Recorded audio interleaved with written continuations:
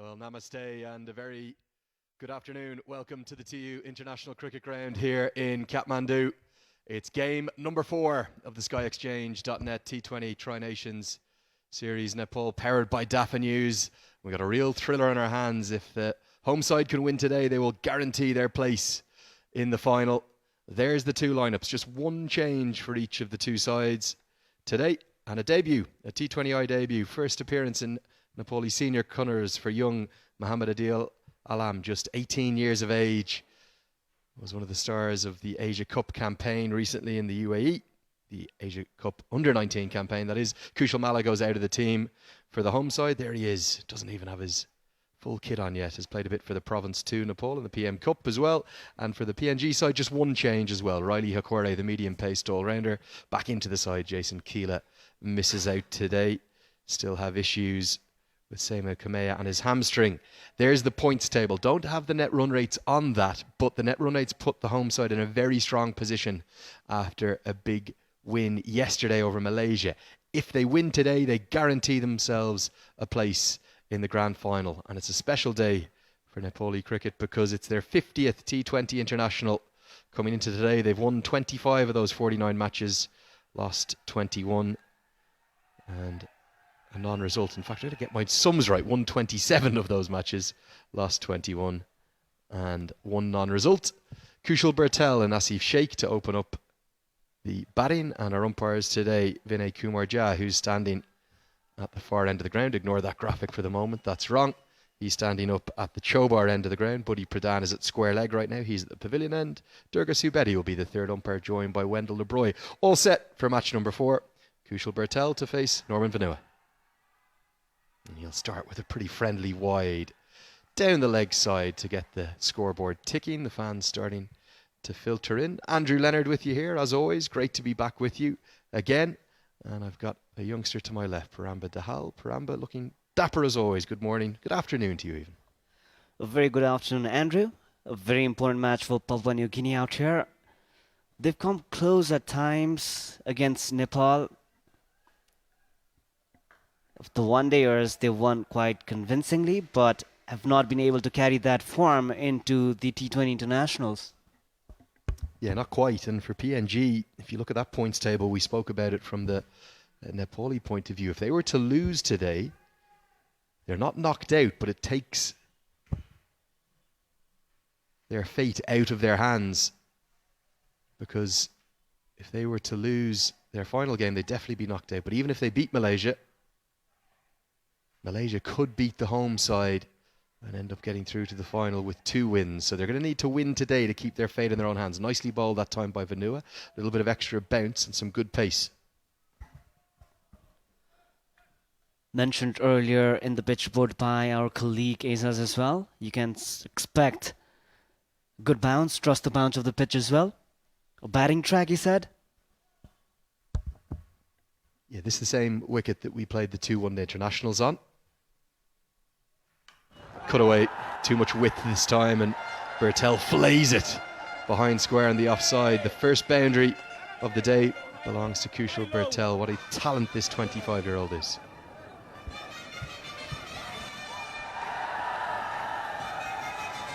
Confident looking shot out there, the width given, and Kushal punishing as he confidently does to those kind of deliveries.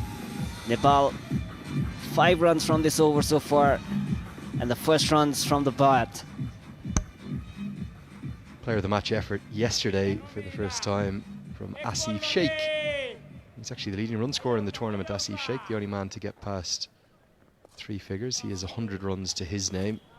Interestingly, Norman Vanua in second. It's been his impact, his all-round impact on this series, but this time he was too short and wide, the big fast bowler.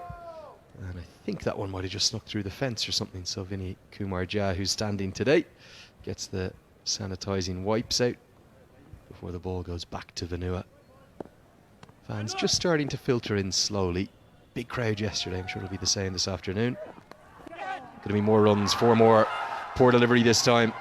Too wide, the previous delivery outside the off stump. This time strays down leg, and it's back-to-back boundaries. That definitely was going wide in the leg side, and Kushal made the most of it. Got the deserved boundary. 9 runs. And the DJ is winning a few home fans over. That's a great song. What's that one? It's a Bollywood one, is it? It's a love song, isn't it? It's definitely from our southern neighbors, India. It's a Bollywood item number. It's a real cult classic, though, here. I remember the last time I was here in Nepal for the Everest Premier League, that was being played very regularly. And it really always got the crowd up and dancing. I need to stick that into my Shazam, get it into my playlists. Did you pick some Nepali dance moves, though, Andrew? Luckily, the commentary cam's actually broken at the moment, so we can't come up and show you those dance moves. No, I prefer just to sit in the corner and smile away. Maybe more of a talker than a dancer. A lover, not a fighter. Great to see the atmosphere building, though, this wonderful ground. Such an occasion always when the home side plays here, and nice to see slightly better weather today as well. The sun has kind of broken through. Very hazy the last couple of days. Ideal cricketing conditions, 26 degrees. Sheikh won't get off the mark. It's 10 runs from the first over. It's exactly the start Nepal wanted, 10 for none.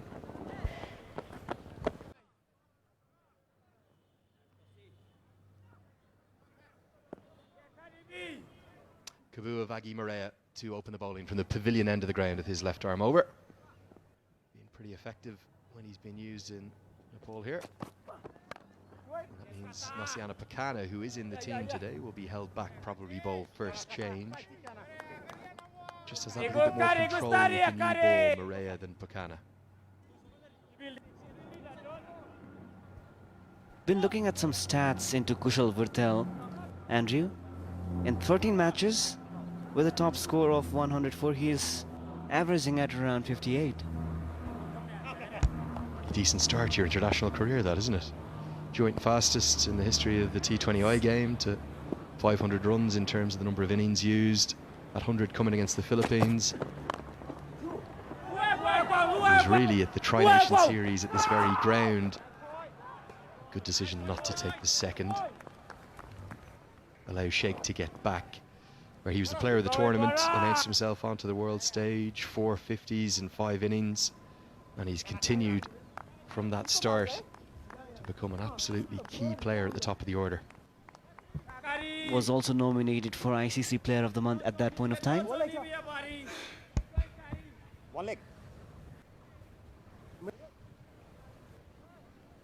Yeah, hasn't had quite the same success in the ODI format. The two versions of the game, very, very different, the two white ball versions of the game. They're growing ever more specialised, aren't they, to bat in very different ways. Particularly at the top of the order in first 6 overs of the power play of this. It's a T20I where there's only 2 fielders allowed outside the circle. You have to capitalise. You almost have to go all-out attack. It's very different in ODI cricket. And he's just played with the carefree simpleness of a young batter who doesn't have a care in the world. It's a good way to play, and he's profited really nicely from it. Lots of 4s and 6s in that short T20I career. Very, very fit man as well, if you actually see him face to face. He's not tall, but he's incredibly strong. Very disciplined and keeps himself very fit. Long hours at the gym and good diet as well. So this is what aspiring cricketers, the kids out there at home watching Nepali cricketers, and also those from PNG and Malaysia, a lot to learn. And it's the modern international cricketer. Don't think you can afford, unless you're exceptionally talented, to be out of shape these days. And the likes of Asif Sheikh, Kushal Virtel, Dipender Singh Airi, Sampal Kami, they're all super fit. Rohit Paudel as well. They spend nearly as much time working on their physical physique and strength in the gym as they do practicing their skills. You do need to have that balance. You don't want to become just a gym junkie and not practice your batting, your bowling, your fielding skills, but if you get the balance right and you're at peak physical fitness, it's going to help you significantly in your international career. Picked up into the leg side. Protection out there. That's one of the 2 men outside the circle. It'll just be a single to close out the second over. Just a solid start for Nepal. 14 for none.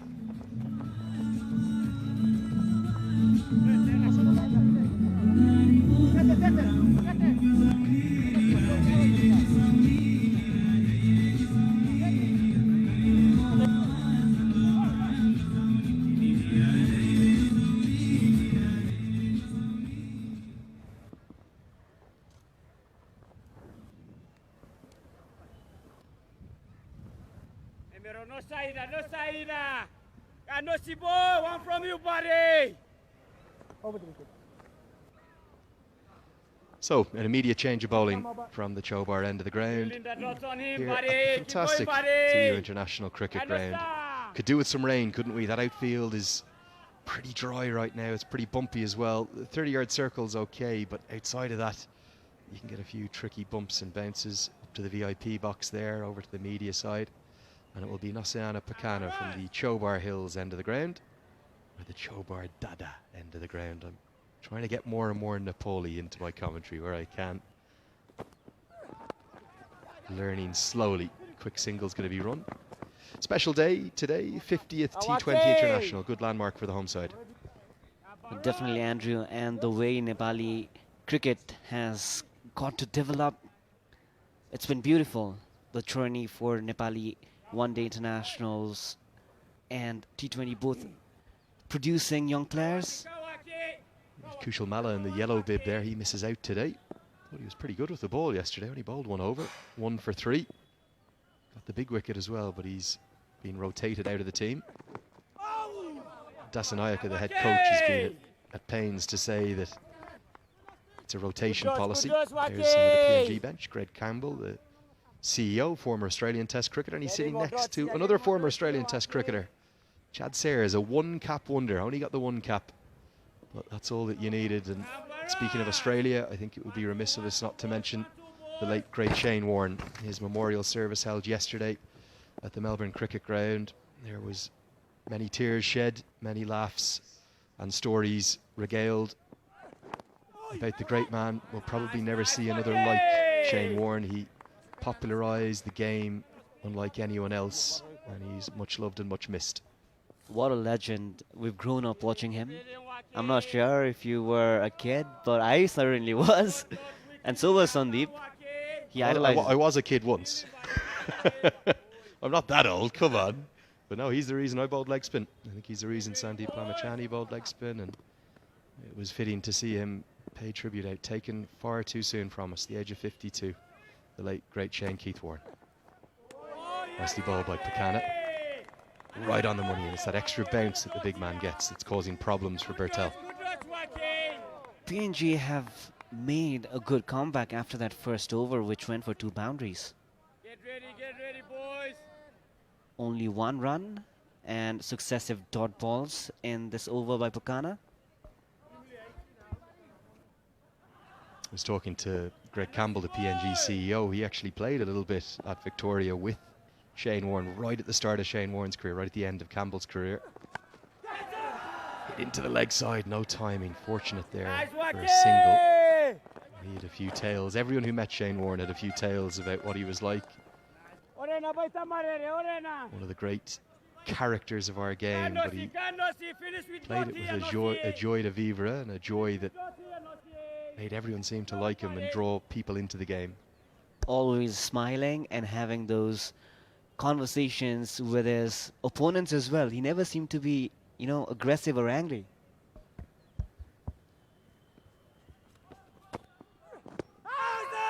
Buds into the pad, probably angling down the leg side, and Marjada side's not out, but a good tight start this for PNG. Impressive stuff from their 3-seamers. It's 16 for none.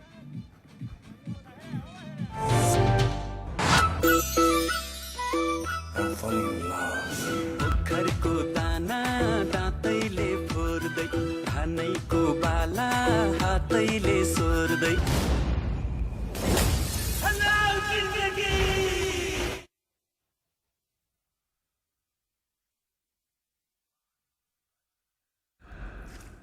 उदयपुरको चुनढुङ्गाबाट तयार गरिएको the best Shaurya cement Apollo पेन्ट्सको कुनै पनि नजिकको स्टोरमा गएर आफूलाई मन पर्ने रङ छान्नुहोस् मेरो हिरो सुपर स्प्लेन्डर नेपालको अति लोकप्रिय motorcycle hero Super Splendor Come into the attack, so that's 4 different seamers used for the first 4 overs, and good running will get Bertel back for the second. That's good fitness again, just what we were talking about. Smart running between the wickets as the boundaries had dried up. Nepal making sure that the runs keep coming. A few heavy breaths there being sucked in at the higher atmosphere by Naseana Pakana. Punched down the ground. Outside of those two boundaries in the first over, not the aggressive, dynamic start we're used to from this pair. Well, Sandeep was happy with having lost the toss. He said he would have batted first anyway. I wonder, is there a little bit of mind games in that? Picked up, that's more like it from Asif Sheikh, and the player of the match from yesterday gets one right out of the middle of the bat. Just one bounce and thuds away for four. Too short from Soper at his pace.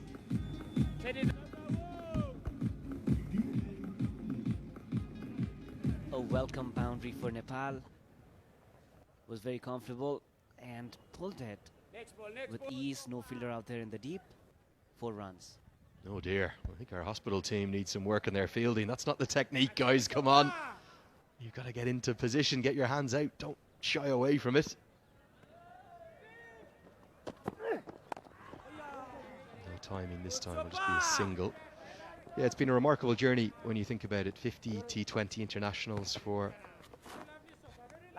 Nepal side, and it all started back at their maiden T20 World Cup appearance back in 2014, a tournament that many of the team that are in fact playing here today have spoken at length about how it inspired them to get into the game. The likes of Rohit Paudel and Kamal Singh Airi, even the captain Sandeep Lamachani, he said he was inspired by watching the 2014 World Cup appearance, the one and only World Cup that the home side have ever appeared at. And it was Pabudu Dasanayake who was the head coach then, and this is the second era of Dasanayake.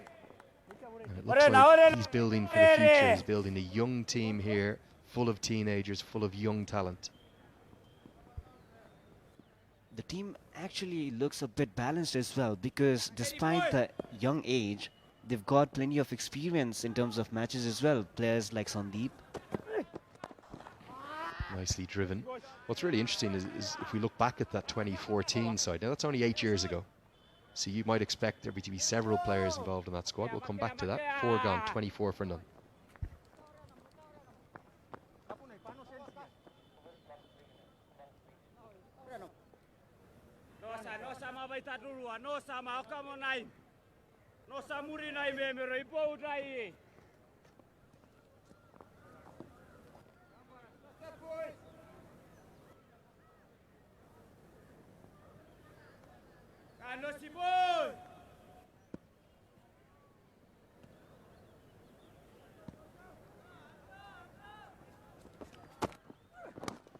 Pakana will continue, and he's been clipped away for what's surely going to be a boundary. The outfield's rapid here. It pierces the infield, and that's the slightly shorter side of the ground. You're always going to get good reward. 4 more to Asif Sheikh. He moves into double figures. Well placed and timed. Pakana wanted to continue his impressive first over in terms of economy, but this was well timed, well placed, and there was no chance for the fielder. Asif looking impressive one more time.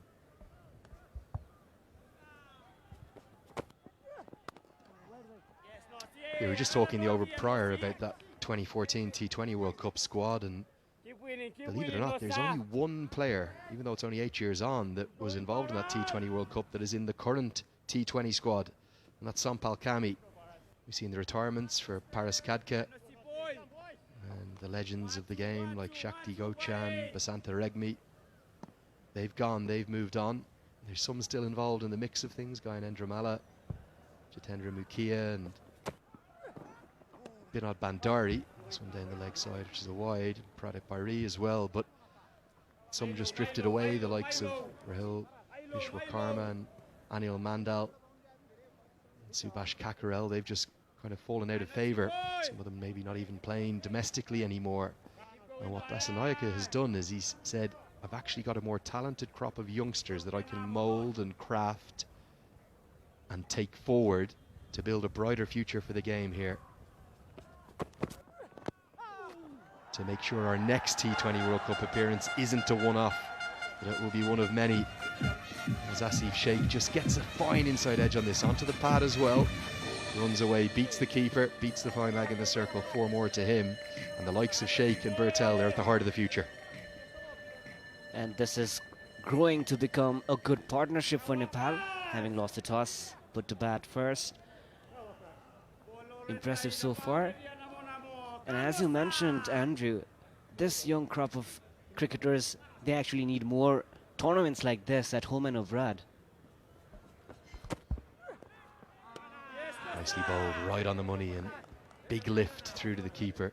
Yeah, they're so important. They'll get the ODIs, whatever the case, 36 of those over that 3-year period in Cricket World Cup League 2, but T20 international cricket outside of that is restricted to qualification pathway events, whether that be for the Asia Cup or the T20 World Cup. So you have to give great credit to CAN, the Cricket Association of Nepal, for organising this tri-series, and let's hope there's many more here. There's the appetite for it, there's no doubt. And what about getting some even bigger teams here? Maybe the likes of a Test Nation here. What if Ireland could come? What if maybe we could get Zimbabwe or Bangladesh here? Would be a great opportunity, not just for the Nepali cricketers, but also for the fans who deserve better tournaments. This being a beginning, a beautiful beginning to what could be a great journey if all the stakeholders of Nepali cricket come together and make that effort. And I know from the Irish and Zimbabwean cricketers who've come for the Everest Premier League, they'd love to come back. They really enjoyed their time here, the likes of Kevin O'Brien, Paul Sterling, Ryan Burrell, Sikander Raza. 5 overs gone. We're going to have a commentary change after this. It's just a solid start for Nepal. It's 34 for none.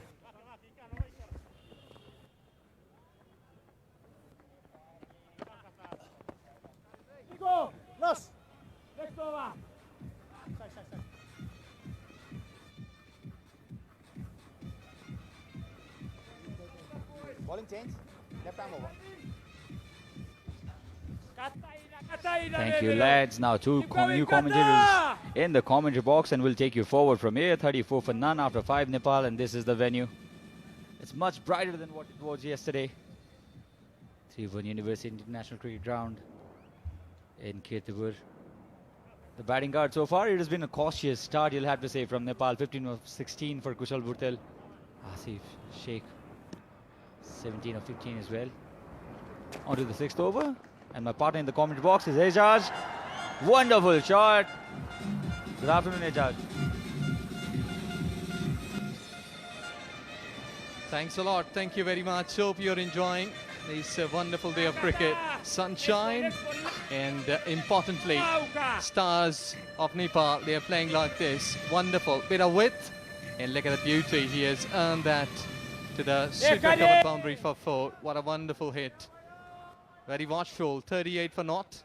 Well, on pitch, Sachin, I was having one view that it's a very important game for PNG. They will have to make wise decisions today. Down the track again. Clicked very well.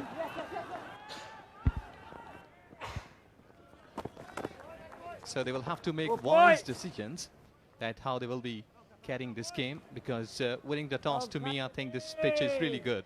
And if you are playing a pressure game, you have to set a target like 180, 190, might be 200 plus, so that your bowlers will be having something to bowl on. Because under pressure, when you are chasing, I think you make lots of mistakes. Down the track again.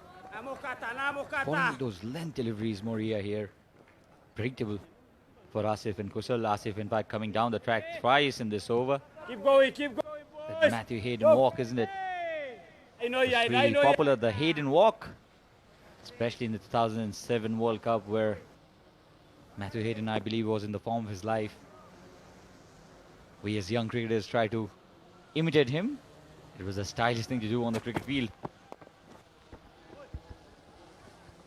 Yes, and to the Nepali fans, we want to share you one thing, that Nepal has scored the highest 238 versus Netherlands here at this very venue. And that was in the first inning when they were batting first. So Nepal cricket team, when they were batting first, they scored big. Second highest 236 versus Bhutan.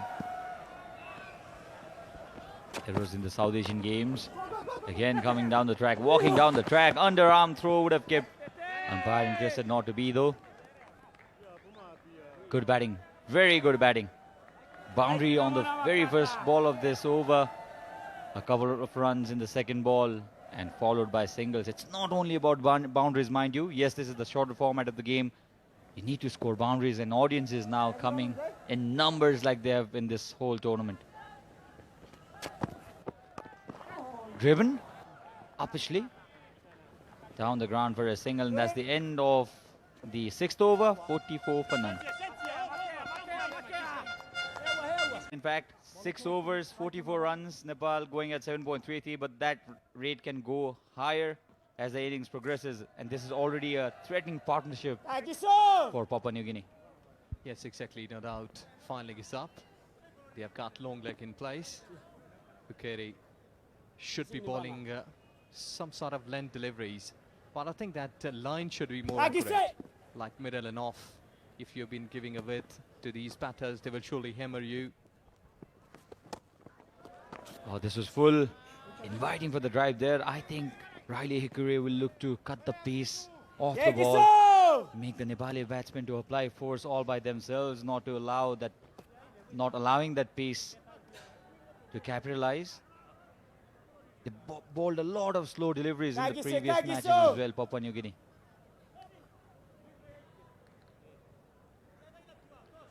Bowling from the Chovar end here, Riley Hickory, briefly known as Mehboob Alam end, as I said.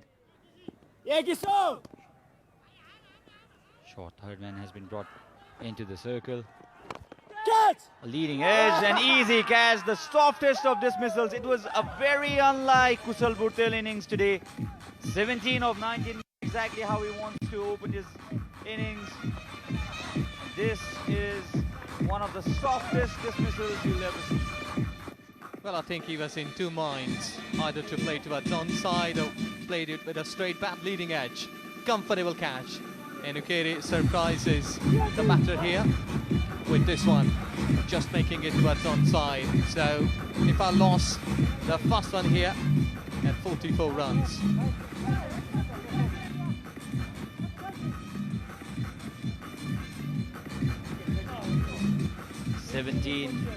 For Kusal Bhurtel.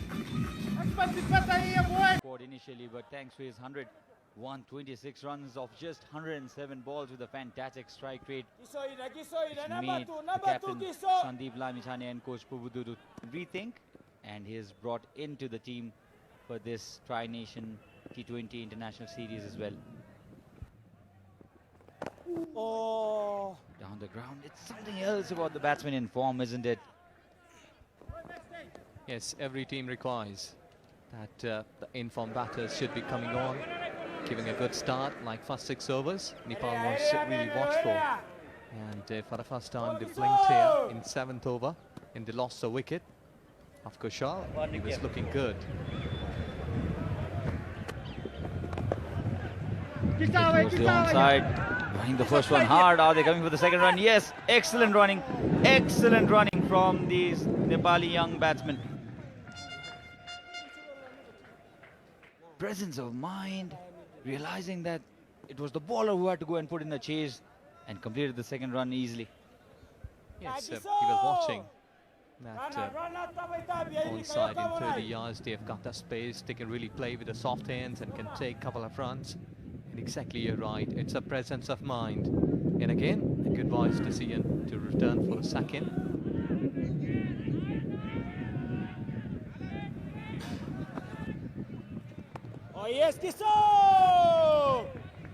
As per your opinion, he's slowing his pace down, not be that express at this time, and I think so that he got the wicket when the ball was just keeping the trough. I think so it held its line, and the batter was in two minds. But really an impressive over so far. Ukeri is going to deliver the last ball of this over. Beautiful delivery, held its line. In fact, a hint of outswing too there from Riley Hickory. Wonderful over, 3 runs, and the first wicket for Papua New Guinea in this over takes the score to 47 for 1.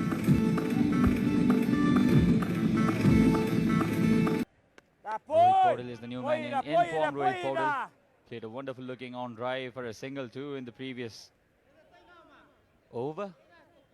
Only 3 runs of that over from Riley Hickory has brought Papua New Guinea right back into this match. Lega Siaka now with his leg spinners. Shot! Not the kind of delivery you do want to start your over with. Lucky for Lega Siaka that it went to Sesebao, who was there for the protection in the deep mid-wicket region. Siaka should be looking here to break or to get any sort of spin from the surface, but he's unable. They're coming back for second. Quick run, excellent pickup. Well, this is exactly a good batting, as you spoken earlier. The good presence of mind always earns you some runs. And here, he's watching. There is a gap. Fielder is not there. And getting 2 runs.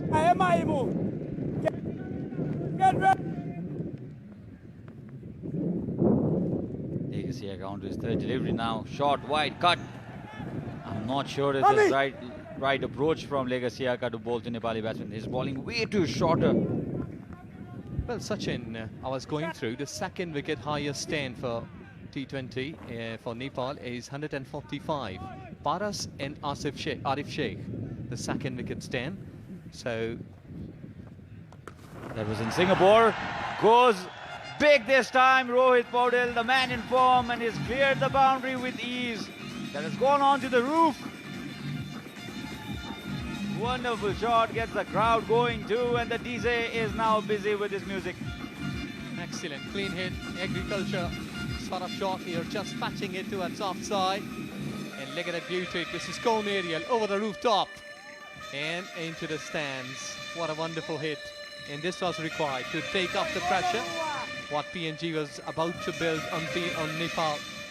So this partnership again building up more than 50, so 57 to be precise with one. Shot again pulled, this time finds the gap again. A boundary to follow after a towering 6 with Rohit Paudel. Rohit is going very aggressive at this point of time. Lega Siaka, as I said, not the right line and length to bowl the Nepali batsman to capitalize this easily, and it has been the result too. Yes, good pick up the spot between the two fielders. Turn, but harmless turn there for Lega Siaka, just a single. So it is really a good over for Nepal. 8 gone, 62 for 1.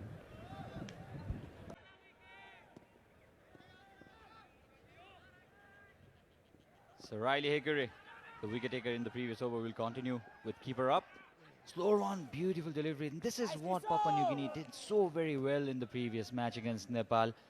They've used their medium pacers to perfection, bowling those off-cutters, the slower ones, not giving the pace for Nepali batsmen to deal with. I think that is the right ploy, the right idea to approach Nepali batsmen for the Papua New Guinea bowlers. Flick for a single. Thought of coming back for the second, not to be this time. Well, Sachin, to me, that at this stage, that PNG is allowing the batters to rotate strike, watch out for some of the bad spaces, like bad deliveries, in fact. Like anywhere, they've been picking up the spots and scoring some massive runs. So they need to cut down those runs. Me and my friend from Pakistan, Ajaz, in the commentary box, taking you along this contest between Nepal and the visitors, Papua New Guinea. It's a must-win game for Papua New Guinea, mind you. Riley Hickory. It's interesting how a small session of play or short patch of play can change the course of the game in T20 format, isn't it? The momentum can swing so very easily. 1 wicket from Riley Hickory has brought PNG back, did bring PNG back into the match, but then those 2 deliveries from Rohit Paudel, 6 and a 4, changed the course of the match again. Yes, that's why it has been said that the cricket has been game, a sort of thing that which has been played with the senses. If you're keeping your nerves cool and you've been batting well, you're bowling well, you need the weaknesses of the opponent. So this is where the homework has been all the time necessary before going into the next game.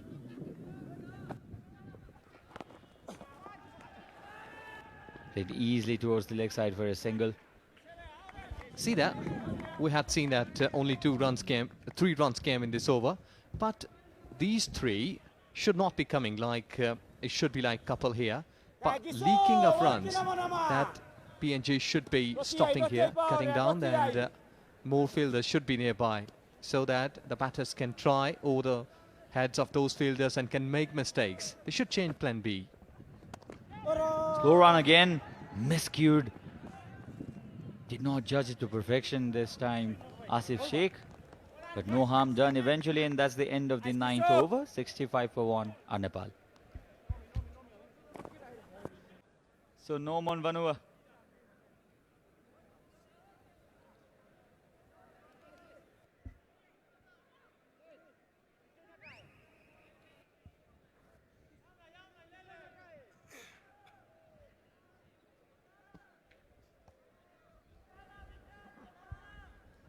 So Norman Vanua has been brought back into the attack by captain Asad Wala. Went for 10 runs in the first over, 2 boundaries from Kushal Bhutel, and only 2 boundaries when Kushal Bhutel was looking very comfortable. Oh, this was a close one. Asif Sheikh trying to cut. It was too close to his body. Yes, there was a good height. And I think so that we are all the time praising the curator at Cricket Association of Nepal, who has been putting a good pitches here so that the batters can enjoy the luxury of good batting. They've been trusting the surface, scoring massive runs, 935 runs in first 3 T20s. Kudos to all the groundsmen, including the curator. Straight to the fielder, was there to be cut. Asif, not the kind of innings yesterday. He was very, very fluent yesterday, scored 57 runs in quick time. It has been sensible innings today. He's not been that fluent. Yes, you're right. He's batting well, according to the position, the situation, because they need to set a good target.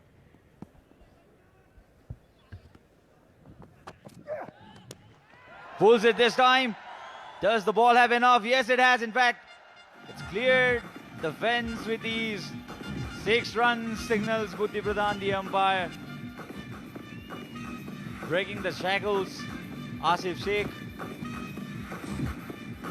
takes the scoreboard to 72 and he's batting at 38 now. Excellent hit. That was whipping up from the good length. And look at the reply. He was just gone aerial, taking it full advantage. Right underneath of the bat when the bat was high up. For a swing and earning 6 runs. So in this over, I think so they have completed the runs quota for anything like couple, boundary, single, which will be a plus here. And they have put Norman under a huge pressure. Norman Vanua, the all-rounder for Papua New Guinea. Shorter one again, pulls again. And this time it's Norman Vanua who's victorious. One too many for Asif Sheikh. Did not get the elevation right this time. I think he was caught in 2 minds whether to go in the air, look for the elevation and distance, or to go through the ground. Eventually got hold up, and this is another dismissal of Nepal. Yes, that was in slot and he was all set to play that. Can find a fielder, good catch, it was right coming in him. Back up length, and he was all set to play. I think so he has just gone through the emotions of the previous shot, that I'm in control and I can play that big, but he couldn't. It's got a long history, and that's the beautiful Cuban University cricket ground towards the southern part of Kathmandu. It's a beautiful venue. Memories. It's been such a beautiful part of my childhood, this ground. Just to play here meant you could go to your school and brag with your friends, get your name on the newspaper next day. Thanks, sir. The best part of my childhood, Ajaj. Yes, excellent. Wonderful memories. And this is how, when you've been passing through your lives with the different categories, you've been doing job, work, education, and you can tell the stories to the youngsters that how this ground was 15 years ago, and today lots of improvement.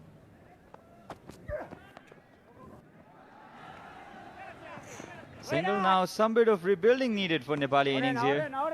Norman Vanua, straight after giving away those 6 runs, took that important wicket of Asif Sheikh, who was already set, was on course for consecutive 50s. Asif Sheikh, not to be on today's game. Scored 57, mind you, yesterday. Well, they are checking their fielders, and this is exactly a good thing, that they can restrict and contain Nepal by scoring some massive runs. And if Nepal would be scoring like anything 190 plus here, PNG will surely find it hard to chase. Shot again. Not the best of the ploys against Dipendra Singh Aidi, who's so good. Square of the wicket, especially on the offside. The tremendous bat speed of Dipendra Singh Aidi has taken the ball all the way to the boundary for a 4. This is the first boundary for Dipendra Singh Aidi. Shot wide, deserved punishment. All Dipendra Singh Aidi needed to do was find the gap, which he did in style. So Prarambha had joined me in the commentary box. 10 overs has gone, 77 for 2.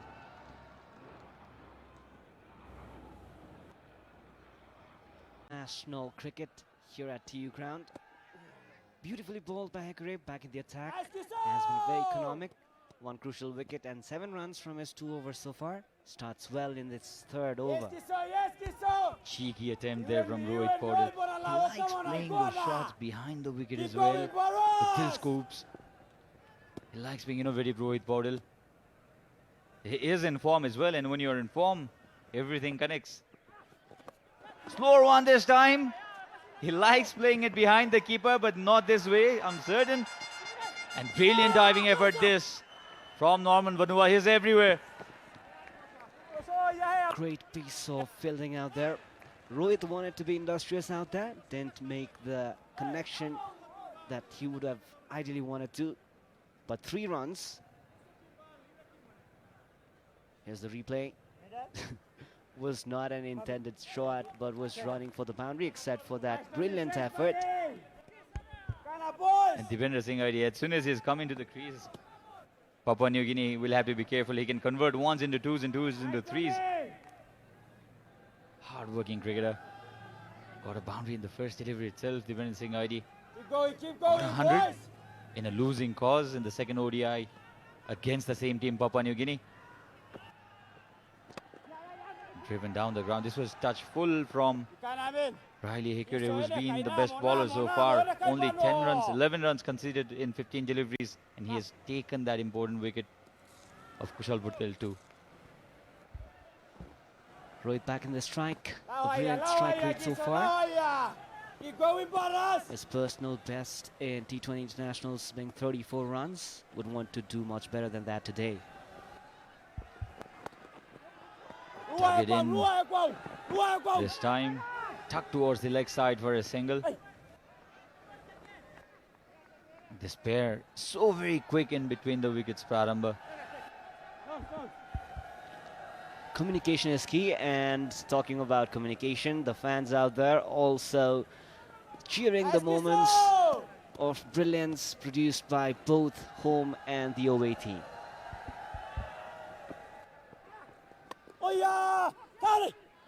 Quick single. In fact, they are thinking of going back for a second. What beautiful running. The margin of error so very less when you have Dipendra Singh Aidi and Rohit Paudel out in the center. They can convert 1s into 2s, and they've just done that brilliantly. Only slight fumble there from the fielder. Well, Sachin, no boundaries in the over, but still 8 runs. And that is good for Nepal. Flicked straight to the fielder, but they still complete the first run. In fact, they third with the second as well. That's the kind of cricket these two play. 11 overs have been completed, 85. Was the man of the series in the ODIs, but hasn't lived up to his expectations in the T20s though. Charles Amini, fantastic cricketer. Also the 7th bowler to be used by Asadwala in this innings. That too only at the stage when 11 overs have been bowled. So it hasn't been a settled bowling attack so far. Legacy Aka was introduced as well, only to concede 15 runs in his first over. Riley Akure very, very economical. And Charles Amini with his leg spins, will he make the difference? Wanted to score more out of that, but still gets a single. Deependra. Charles Amini, a very important asset for PNG. Great with the bat and also equally good with the ball as well. Picks wickets, One from you, one. the crucial ones, and could be the factor of difference here. Full toss! Not the kind of connection Rohit Paudel would have wanted. That was almost a free hit for him. You would be disappointed to miss out there, Rohit Paudel. This ball deserved to go out in the stands. It was there to be hit. Let's see. This is dangerous bowling from Charles Amini. Shorter one this time. 2 full in the previous occasion and wonderful running again. On the toes always, Dipendra Singh Airi especially, and Rohit Paudel comprehending beautifully. The pressure on PNG because of their running is immense. No boundary. Despite the relative shortage of boundaries, Nepal would not be concerned. Slaps this one. Gets a single. Thinking of 2 again, Deependra. That is how he approaches his game. Always ready for that extra run. Makes a huge lot of difference, Prarambha, because if you know that the batsmen are fit enough and they're looking, their intention is to convert ones into twos, it puts extra bit of pressure to the fielders fielding. You'll have to think of collecting the ball and releasing the ball as soon as possible. And when pressure is added, that's when you have the chance of committing those fumbles and misfields. Very, very unforgiving. These extra runs collected by Nepali batters could come back to haunt the PNG side, despite the fact that they bat deep into their lineup. 400, So do Nepal. 400. With 8 wickets in hand, we can actually expect Nepal to smash those massive shots now. Nice challenge. Going across the line this time, Rohit Paudel. Oh! You'd also want to consider going inside out towards the extra coverage, and I think that would be the better way to go. He has those abilities as well, Rohit Paudel. Oh, this has taken, I think, the inner part of the bat. Will go all the way. The signal from umpire is 4 from the bat, so that's the end of the 12th over. Ends with the boundary. 94 for 2 after 12 by Nepal.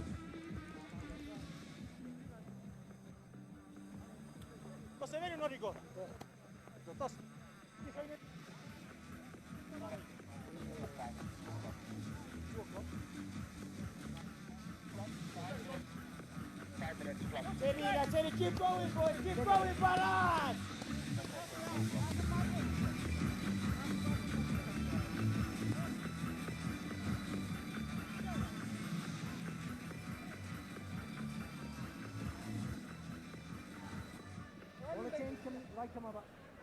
Cherry, sopa. Well, a 94 for 2, 7.83, the current run rate. They'll reach to somewhere 158 Yes, sopa. if they keep striking at that rate, but I think Nepal would definitely want to reach somewhere around 190 to 200. They've lost only 2 wickets. Little Dhoni looking like shot this from Dipendra Singh Airi. Produces yet another couple. Deependra very confident. Throughout the series, he has been very productive for Nepal. Even before the home series, he's had great recent months in international cricket. There's long on, long off, sweeper cover. And deep square leg for Dipendra Singh Airi and Rohit Paudel. Keep going, Bharat. Short sopa has been brought into the attack by Captain Vala. Uses the jersey number 77, very popular.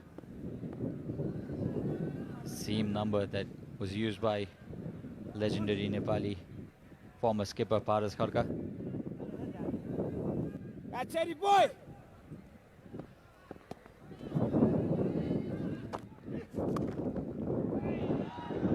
He's on the onside. I think for a second not to be there. Numbers, talking about numbers, Prarambha. Obviously, the jersey numbers not that important in cricket as much as it's in football. Sanjam Regmi once learned numerology from somewhere, and then he started distributing numbers to his fellow players. Smashed, cut, no chance for the fielder whatsoever. And that's another boundary for Dipender Singh ID. Was thinking of being innovative out there initially, but had to decide against it, but still produced those 4 runs. Have a look at it. The fielder probably might have done better out there. Look towards the leg side. This time they will come back for the second run. Wonderful batting, wonderful cricket from Dipender Singh ID and Rohit Paudel. And coming back to the numbers, interestingly, Sanjam Regmi distributed jersey numbers to all his fellow teammates. And that was the tournament when Nepal went on to lose all their matches. 104 for 2. That's the score. Cut again, not the right line to bowl to Dipender Singh ID. Small fumble will again allow Dipender Singh ID to come back. What good running this from the 2 youngsters. The stats on the doubles taken might be interesting. 106 for 2, 26 for Rohit Paudel, 22 for Dipender Singh ID. It's not only boundaries that matters in cricket, isn't it? Dipender Singh ID has come in, 2 boundaries to his name and a couple of threes as well. This has gone high, very high in fact. What matters is the distance, and it has cleared the boundary with ease. Another 6 to Rohit Paudel. Let's have a look at the replay now.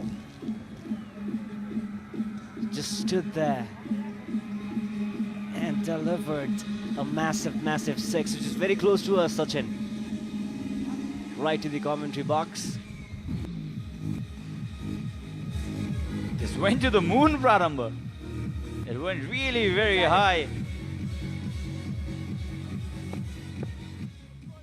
The audiences might need helmets the way Rohit Paudel is batting right now. Oh, this is a bad delivery. Full, very full, straying in the line as well, and deservedly punished by Rohit Paudel. 10 runs from the first 2 balls. That was going wide. And with the fielder inside the circle, Rohit made the most of it. A tired looking Charles Amini.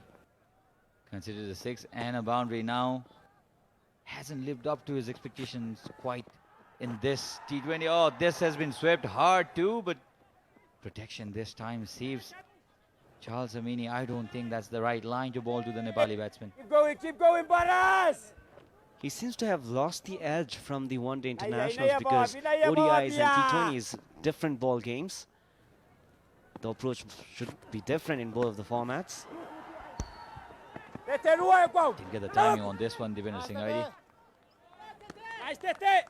Must be fatigue as well, Prarambha, because they had a tour of UAE before coming to Nepal. But if you're an international cricketer, that cannot be an excuse, isn't it? They've also been playing back-to-back matches, the ODIs and then the T20s as well. Oh, this is swept hard, and the crowd on their feet. That's a boundary, another boundary, the second of the over. 1-6 as well. This is turning out to be an expensive over here for Papua New Guinea and Amini. 122 for 2 now the score. Nepal well and truly in course of a massive score here. And Sachin, well, Rohit has moved past his previous highest score of 34 in T20 internationals, already into his 40s, and is very confident. Must be finding the balls coming to him as footballs. I like to say this is Rohit 2.0 that we are witnessing. He looks much more determined. That's the end of the 14th over. 1-2-2 for 2. The amount of runs they scored in the first T20 against Papua New Guinea. Dipender Singh is very good towards the offside. Especially when the length is short, he can produce those flashing cut shots. Keep going, Riley Hickory in his fourth over has been the most economical out of the other 7 bowlers used by Asad Wala.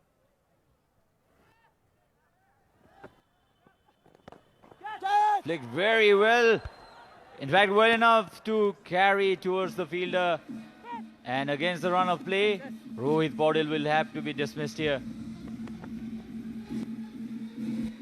It was towards the leg side, flicked well, could not clear the boundary and did not play through the ground as well, meaning that Rohit Paudel will have to disappear from the center. Seems very frustrated with that shot, didn't have that connection, and straight down the throat.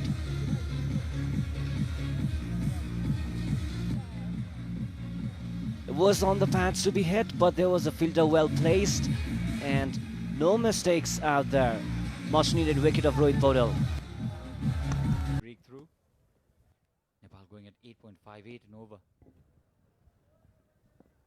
We often talk about momentums in games, and this could be where PNG can crawl back into the match. Just a single. Nice to see. So the stage is set for the young Adil Alam. Riley Hickory has picked up his second wicket. Easily the best bowler for his team. This fourth T20 international of the Sky Exchange Tri-Nation Series.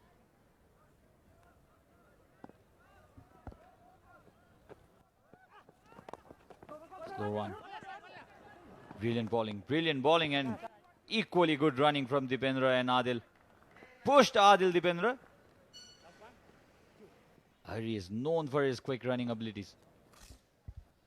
Talking about Adil, only 18 years of age, has played for province number 2 in the domestic circuit.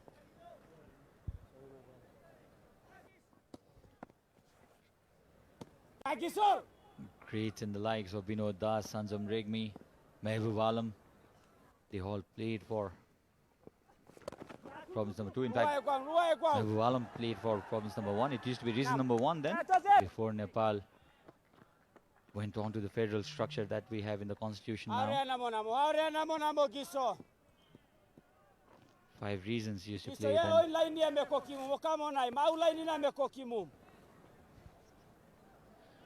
With 5 overs left, Nepal having wickets in hand must be looking to score somewhere in the region of 180, 190, Sachin. Nepal would be disappointed if they do not get to somewhere close to 190. Cut again, cut hard. Coming back for the second, this will be close. Oh, better throw would have made the umpire interested. Not to be though. 15 overs have been bowled. 129 for 3.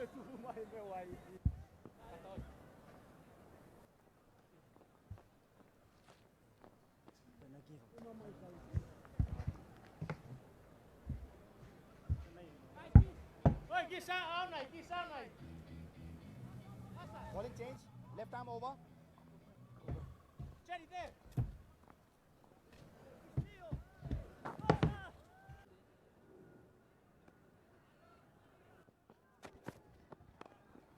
So into the final 5 overs we go.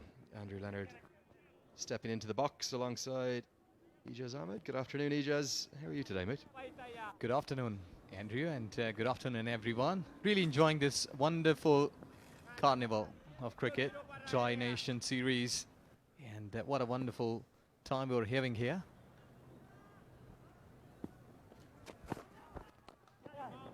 Impressive partnership for the third wicket between Irie and Paudel. Paudel's career best in T20I cricket, coming a few days after what was a sparkling maiden one-day international century.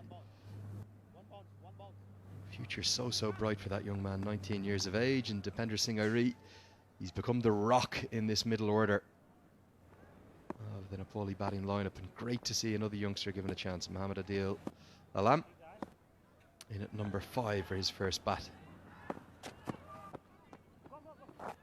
Just feels like the production line keeps churning the young talent out here. And look at how quick Dipender Singh Airi is. It's almost impossible to get threes at this ground. He's now got 2 of them. Yes, exactly. Good running. And he knew that the filing is up. That's why he has taken that route and getting 3 runs. Well, Nepal has scored 238 at this very venue, which has been their highest total in a first inning against Netherlands. So that I think that 50 plus should be there in last 5 overs. You just wonder, will they be a little greedy and think of 200?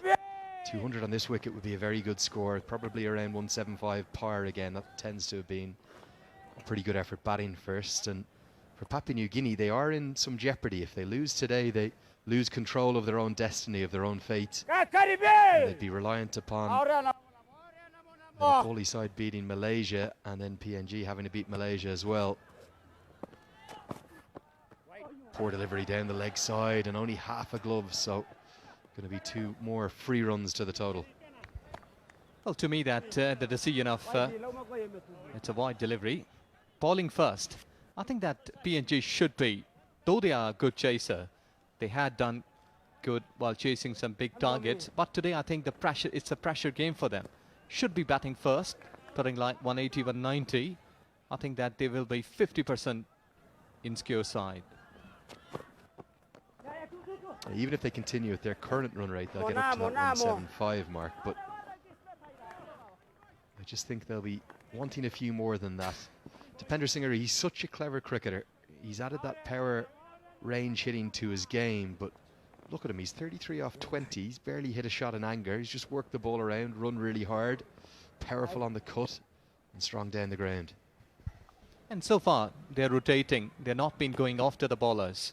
So let's see when they will change the gears. Not just yet. Tight stuff from Maria, and they won't come back for the second this time. It means Airi will keep the strike. 16 gone. 140 for 3. And the home side and this ever burgeoning, swelling home crowd are going to be hoping for a strong finish. They won't just want to win today. They'll want to win and stay perfect throughout this series. 5 back-to-back T20I wins is the target for Coach Papudu Dasanayake. I had breakfast with him this morning. Incredibly kind, humble gentleman. He's much loved here across the great land of the Himalayas, and rightly so. Led them to their first T20 World Cup, their first ever and sole World Cup appearance to date, where they were so unlucky not to get through to the latter stages, taking 2 wins from 3 in that tournament. And although they just missed out this year, don't think it's going to be too long before they're back on the global stage at the big events. Interesting delivery, that one, just left alone by Airi. I think that really good presence of mind. He's watching the feet of the batter, because Singh was coming down the wicket and he saw him, made it a York length away from him. Good, impressive. This is really good thinking. Getting a dot delivery. More dot deliveries should be there so that they can contain Nepal here. Hits the Yorker again. That's 2 in a row, right into the block hole. The first delivery, Dipender Singh Airi almost ended up wrong footing or snookering himself as he came down trying to anticipate the line and length. And this time it's the wide Yorker right on that guide wide line. Good bowling from Pakana, good skills from the big tall left armour. He's got 2 left. He'll probably bowl these 2 remaining overs, 17 and 19 from the Chobar end. 3 consecutive dots. Where will they turn then? What other options will they look at for the 2 other overs, overs 18 and 20? I think he's overdoing in this over. Might be that they have got plans that from 17th over we will be looking to accelerate the run rate, but not like this. This has been, I think that you're right, he's not footing properly. He should be staying there in his crease and wait the ball to come to him and then play. Because fine leg is up, he can improvise from there, down the leg side.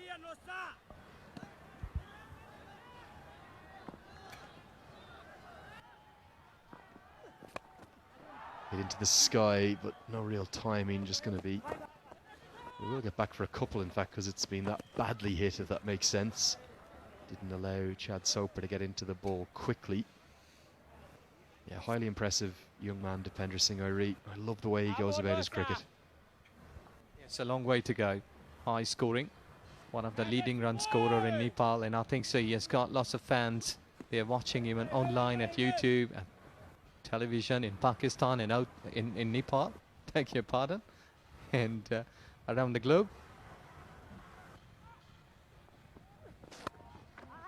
Good bowling this time a change up on a good length, so not the Yorker but the slower ball. It's that extra bounce that Pakana possesses, particularly to the two very short in stature Nepali batters. They're finding it difficult to deal with. Yes, exactly, and the crowd has increased in numbers, but they are quiet because the boundaries are not coming for the local side, for the home team. What they've been waiting for, next 3 overs, if really a boom inning can come up, the ball will surely be coming to them. This is a great over. 4 Yorkers in it, 4 dot balls resulting. And at the end of that over, it's a very tight one. It's 143 for 3. 29, the standout knock so far, though, definitely Rohit Paudil's his career best. And there's the options for PNG. Where will they turn? Surely Pakana will bowl the 19th, but who'll bowl overs 18 and who'll bowl overs 20 then?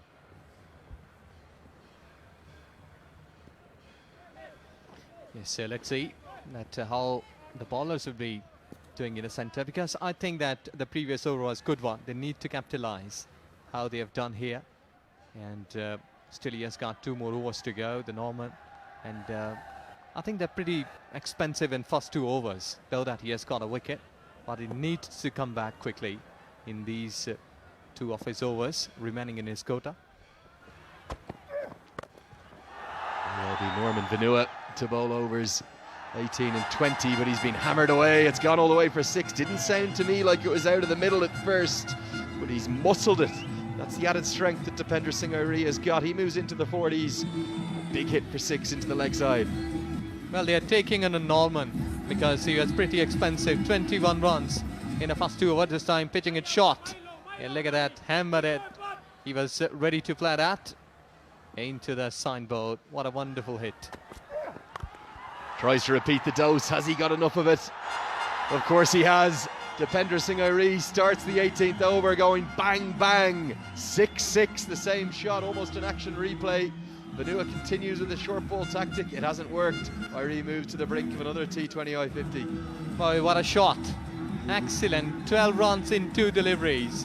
The previous over was in favour of PNG, but here this over is turning towards Nepal cricket, and look at the fans, they were pretty quiet in the previous over, waiting for such kind of activity. What been waiting here, and now Dipender Singh is just making them to laugh, to cheer, in giving a good LD run rate.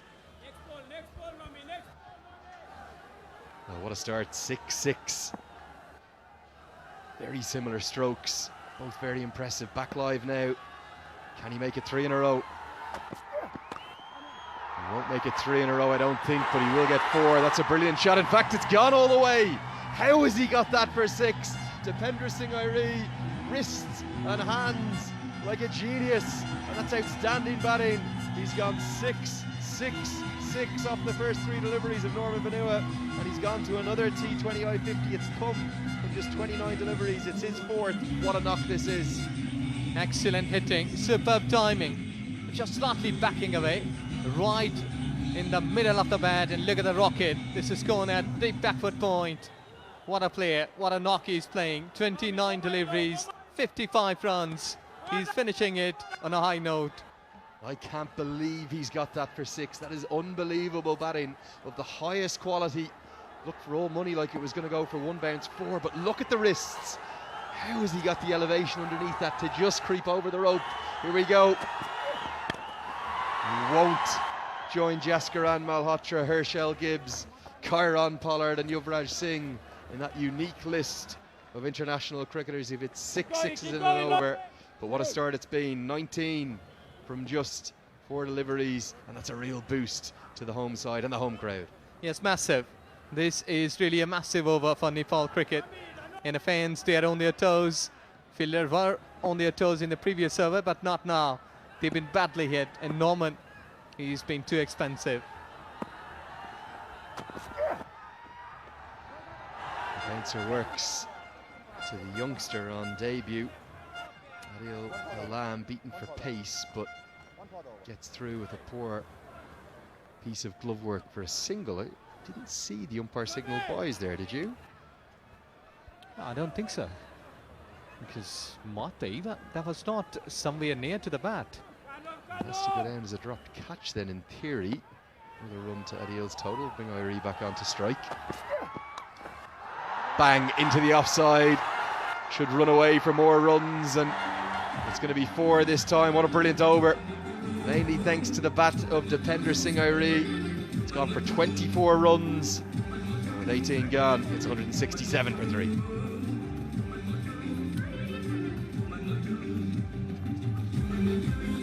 He was slicing, flashing it hard over the short third man and getting 4 runs. Excellent hit. Cricket ground. There's something about this young side. You just feel like they're going places. Maybe that qualifier last month just came a little bit too early for them. And they were so unlucky within that, winning 4 of 5 matches. Future looking very bright, in my opinion. And another youngster trying to make his mark, and he's going to get a boundary into the leg side. The attempted Yorker from Pakana's dug out. It's dug out very well. He moves to double figures in his debut innings. Excellent. His mind is working. Both of these two players' minds, they are working like computer. What exactly the gaps are. See, that has been fair bit of time. If a fielder would have been there, he could stop it. But look at the gap. What he has picked here beautifully. Adil goes on 10 in 6 deliveries. The adventure of youth and the brilliant innocence of batting from young Mohammad Adil Alam, and no shortage of skill either. It's clearly targeted the leg side. Clever cricket. Going to try and do the same. This one is going to go miles all the way, not just into the crowd, it's gone out of the ground. He's on his debut, and what a shot that is. A moment to remember for the youngster, and he's got the home crowd dancing. Well, Adil's province must be happy here at this stage. The coaches, the back family at home watching him. He's really a boom boom lad. Just in 7 deliveries, approaching to 16 runs. What a knock he's playing. You can almost see the adrenaline coursing out of his veins. What a moment, what a buzz for the youngster. His first ever appearance in front of a big home crowd. He's not just hit it for 6, that one's still going down the hill, down towards Lalitpur. That is massive. Excellent, clean hitting. What a wonderful, he has picked up that ball earlier and just gone aerial, and crowd is after the ball. So another souvenir for them. Couldn't believe how big it was. They were trying to settle under it, trying to finally affect the crowd catch. The only people affecting the crowd catch there are the people selling the trinkets outside the ground, the little snacks. That one's gone huge. Brilliant batting, 10 from the first 2 balls, 177 for 3 here. Going to try and repeat the dose, this time over the offside. He'll definitely get a boundary. Will he get a maximum? Of course he will. In fact, it's also a no ball, so 7 to the total. It's all gone calamitously wrong for Papua New Guinea over the course of just 8 legal deliveries. 24 from the previous over and 17 from the first 2 in this. Brilliant batting, back-to-back 6s again. No what, Andrew, because he was going to play towards onside. Bowler watched him, pitched it towards offside, and he approached that delivery and hit it a massive 6, 7 runs, and look at that, that's a wonderfully hit. Well, that's an outstanding shot, because again, it's barely missed the block hole. It's actually not that bad a delivery. We're seeing Pakana, he's overstepped with his front foot. That's why it's been signalled as a no ball. Almost the Yorker, but instead Adil goes very deep in his crease. And he's read that it was going to be the Yorker, and he's managed to get it over extra cover for 6, not just over the rope, but in fact up into the grass banks. That's a spectacular shot, the shot of the innings. Exactly. Really enjoying this wonderful cricket from young Nepali lad Adil, who is on 22 in just 8 deliveries. Still he has got enough bit of time that he can continue, can go forward towards his 50. What a knock that would be if he can acquiring 50 runs. 35 runs from the last 7 legal deliveries. He's going to have to re-bowl this one. It'll be a free hit. Remember, there's the free hit signalled. Umpire Vinay Kumar Jha. The crowd are all on their feet now. What a buzz we have. This has been the high point of the series so far. They're not just looking north of 200. They're going to go well past that.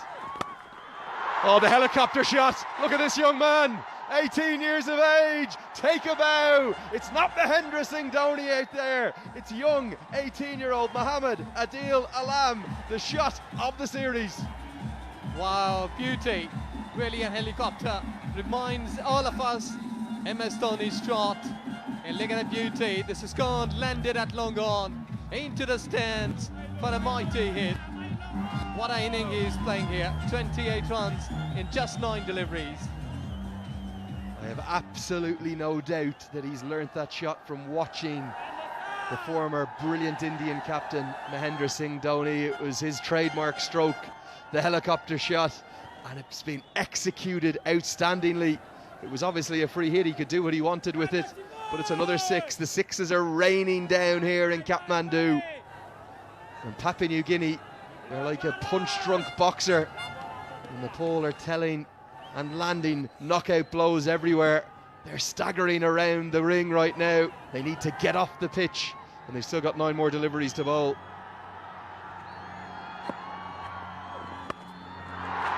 This one's hit into the sky.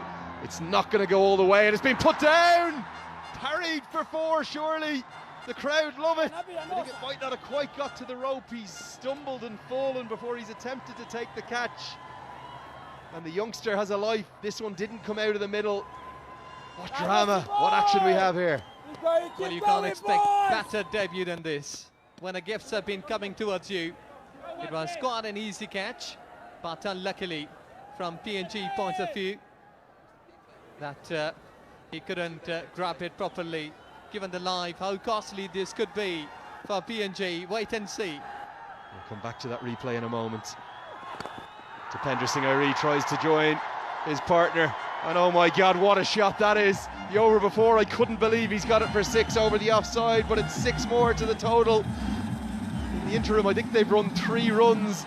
It's chaos out there in the middle, and they're on the brink of 200. Outstanding batting from Dipendra Singh Airi and young Mohammad Adil Alam. What a wonderful hit. You're just slicing it. Look at the beauty. What a timing. The man is there. It's gone over his head. This is massive hitting. Clean hitting like bullets and rockets. They've been flying all over here. Mind you, this is extremely good batting. The run rate goes higher. Almost 11 runs per over. 32 runs from the over, would you believe? If this goes for 6, I'm not sure an over's ever gone for more than 36 in a T20 international. It's the 1500 T20I today. Are Nepal about to make history? Can Dipendra Singh Airi hit this for a maximum? He's going to try and do it, but it's gone miles into the sky. It's not going to get over the rope. Can a fielder get there? He can, and he's been dismissed. That is the most action-packed over, I would say, in the history of those 1500 T20 internationals. 32 runs and a wicket, you wouldn't believe it. And Dipendra Singh Airi sprints off the crease with the attitude of the champion, the tiger that he is. He's gone for 66 from just 33 deliveries. What a knock. Beautiful, excellent. You have to stand for him. Everyone is watching him. Well played, excellent. This is the wicket. He's gone across, went high, couldn't get the distance, but elevation was there. Dipendra Singh Airi caught by Ura, bowled by Pakana, 66 runs, so it's 199 for 4.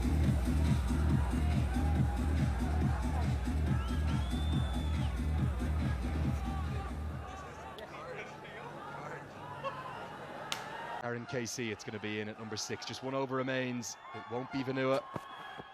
We're going to go to Vaggy Maria because Vanua was that expensive. It's going to be a wide. The 200 comes up for the 6th time in Nepal's T20I history on their 50th T20 international. I can't think of a more entertaining one than this one in the history of their 50 games. And what about highest 238 versus Netherlands in 6 deliveries? If they can hit like, I don't think so that 38 runs can come. Well, it very nearly came in the last over. If Dipendra Singh Airi had hit the last ball for 6, it would have gone for 38. carnage has ensued here at the TU International Cricket Ground. This one just squirted away. It'll bring the youngster on to strike. That might be no bad thing despite Karen KC's big hitting antics, because Mohammad Adil Alam has 31 runs from 10 deliveries, and the 18th and the 19th overs, they remarkably, you won't believe this if you're just tuning in, they went for 56 runs in 12 balls. Excellent. Hats off to these guys. They've been smashing every delivery, and they have dented ball as well here. Tries the helicopter shot again, but he's wrapped on the pad. And umpire Buddy Pradhan, with that raising of a finger, silences the home crowd.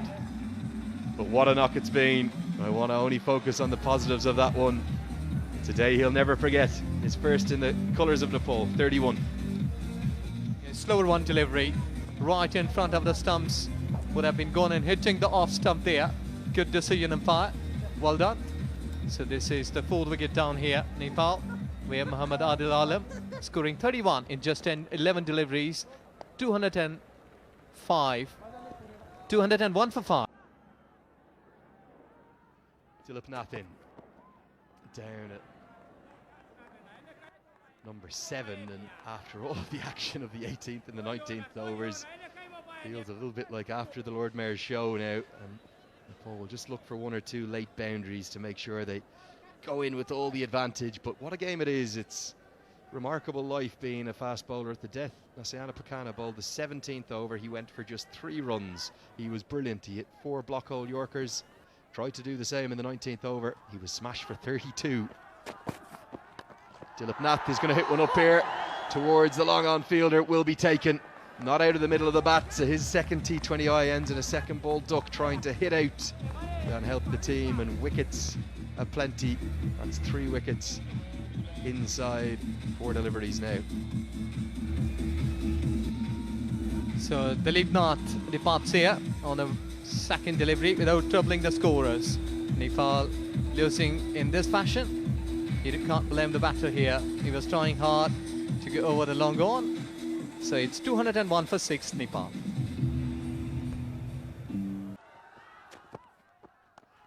Karen KC has heaved this one into the sky. This could be a chance for the bowler. He pedals after it, takes a good catch. 2 and 2 from Araya. This innings has had almost everything. May well have a hat-trick. He's got 3 wickets in the over. Be looking for a 4th. Karen KC's big hitting exploits aren't seen today. A clever change of pace deceives the batter from Kabi Maria. Well, Karen KC was trying to follow the footsteps, but this is where he couldn't do so. So 7th wicket down, Karen KC goes for duck. It's 200 for 7, Nepal. 201 for 7, Nepal.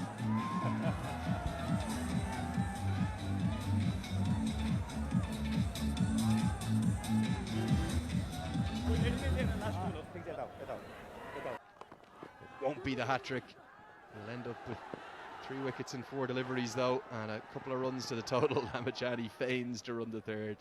Arleif Sheikh squirts that away for a couple, and after all of the excitement and madness and chaos of the 18th and 19th overs, it's a pretty tame end in the end, but you've got to give great credit to the left armour, Kabui Bagamareya. He was given the task of bowling the 20th over after Vanua was smashed in the 18th, and rightly so. It was an outstanding one. 3 wickets in 4 balls, and he's going to finish with 3 for 29 to just give Papua New Guinea some hope. It'll be almost exactly 10 and over they'll need. It's good batting conditions, and they won't be out of this chase by any means, but certainly Nepal, the happier their 2 sides, particularly their captain Sandeep Lamachani. So Nepal did well today, though that PNG winning the toss. भन्नेतिर नै हामी प्रष्टै छौं नेपाली कांग्रेसको कार्यसमितिले के गर्ला भन्ने थियो कार्यसमितिको पनि stage. He'll open the bowling from the Chobar end of the ground, and PNG right from the off, they're going to need more than 10 and over.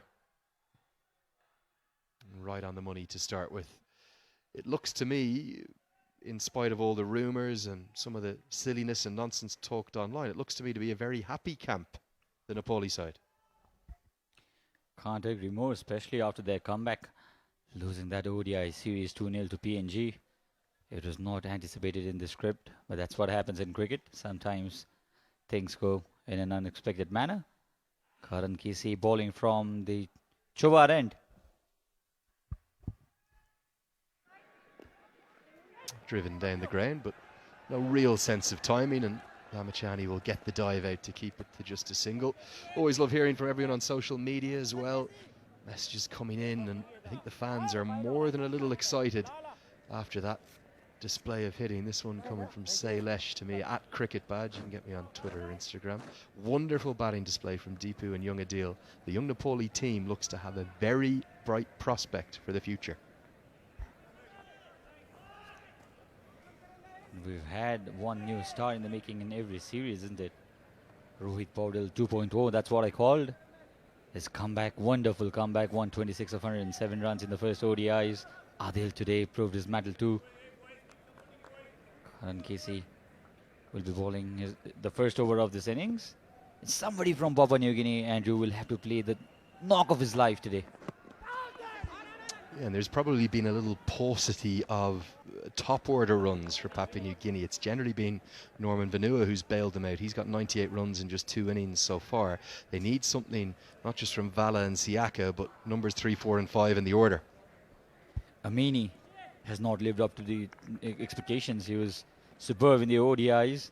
He struggled a bit in the T20 series, the Tri-Nations. A big stage set for him to come and smash the bowlers today.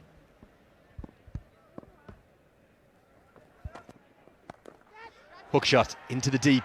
There is protection out there, and it's gone straight to him. So Karan Casey strikes early.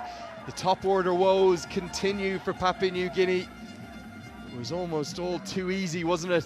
And Legasiaka, he's holed out in the deep. Papua New Guinea have already lost their first. Legasiaka had the license but needed to execute this better.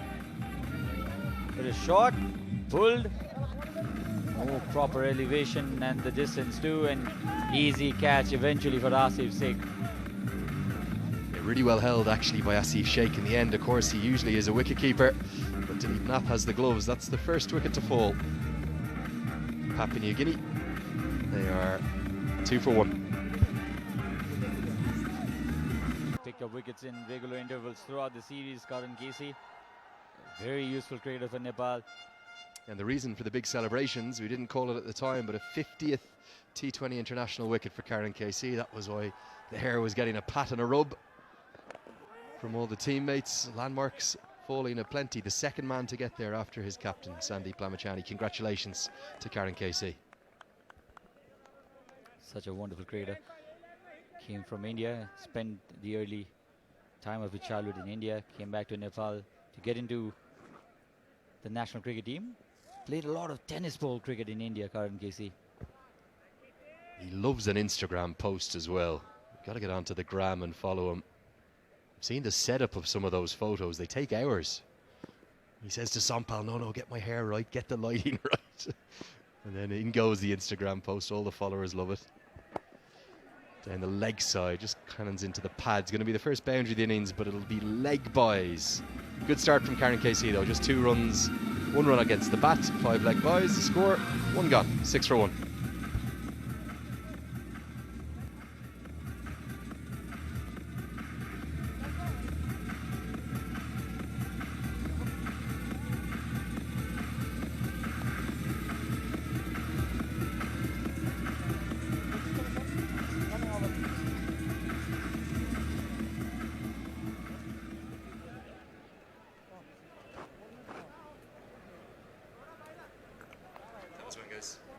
Bowling right arm over.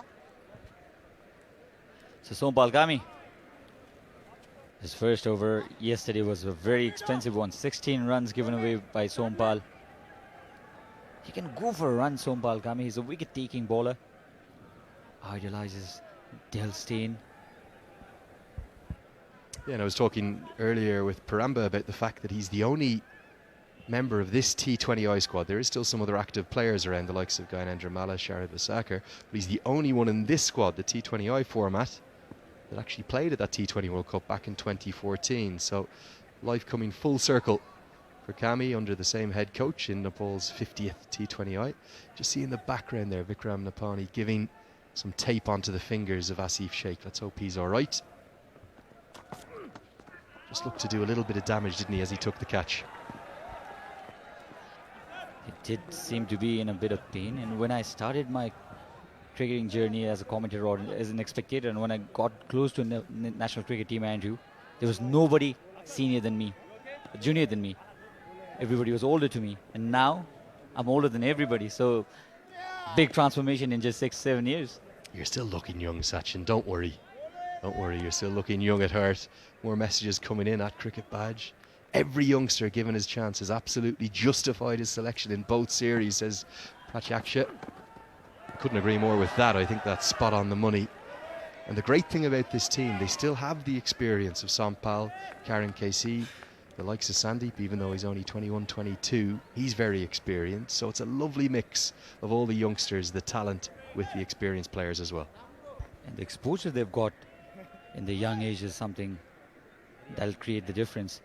They've played big tournaments. They've seen Nepal progress to the ODI status from the Division 3 to 1.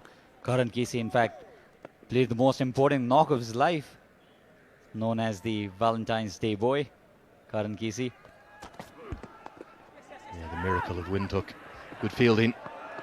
Would have got home, but only just. Amini's very quick between the wickets. He's in at number 3. But Vala continued to look tentative, to not look in the finest of nick in the shorter format. He's usually a batter in ODI cricket who'll get you 80 off 110 balls, exactly what you want.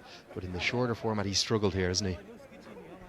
He definitely has, and it's kind of a tricky situation for Papua New Guinea, because if they lose this match by a big margin, that'll mean that they'll also go down on net run rate. It's a tricky situation whether to defend or go aggressive. Edged and edged just wide of a diving Dilip Nath to his stronger side, the left-hander. If first slip on his plate is in place, it would have been 7 for 2. Instead, it's 11 for 1. He's been a touch unlucky in this series, Sompal Kami. His bowling figures does not exactly represent how he has bowled. I think he's bowled better than the runs he has conceded in both the ODIs and T20s. But that's about luck as well, isn't it? Sometimes when things are going on your way, the edges carry to the fielders. Sometimes they don't.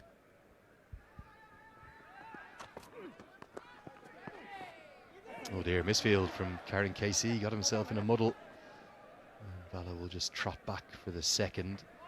Always good to hear from Rajan Shah, Momo Cricket, who we hear from online. Lovely tweet, this one. Scary 6-hitting ability never seen before in Nepali batting conditions. It's freaked me out, he says, the talent of Irie and Adil Ansari. It was a magnificent partnership, that one. That flat 6 towards the offside by Irie was something unbelievable. That was one of the flattest 6 I've seen in this ground. I think I made the error of calling it as a 4 before it had even gone over the rope. I couldn't believe he got it for 6. 7 runs coming from that over. The two opening bowlers, KC and Kami, a huge miss at that global qualifier in Oman last month. What's your thoughts, Sachin? If those two were fit, would we be talking about a T20 World Cup appearance in Australia later in the year? I'd like to believe so, because Nepal's prime pacers, East pacers, Karan and Sompal, both missing out, and still Nepal got into a situation where one win would have made the difference, isn't it? They won 4 out of 5 and still unlucky to not qualify for that World Cup down under.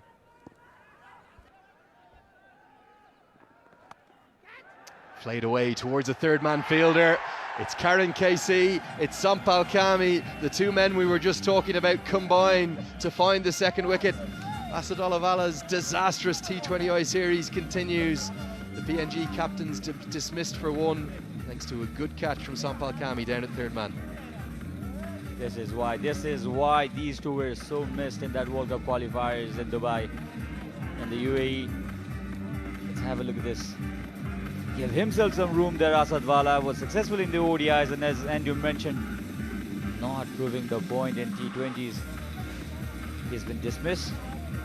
Just 1 run in 6 deliveries, and that's 13 for 2.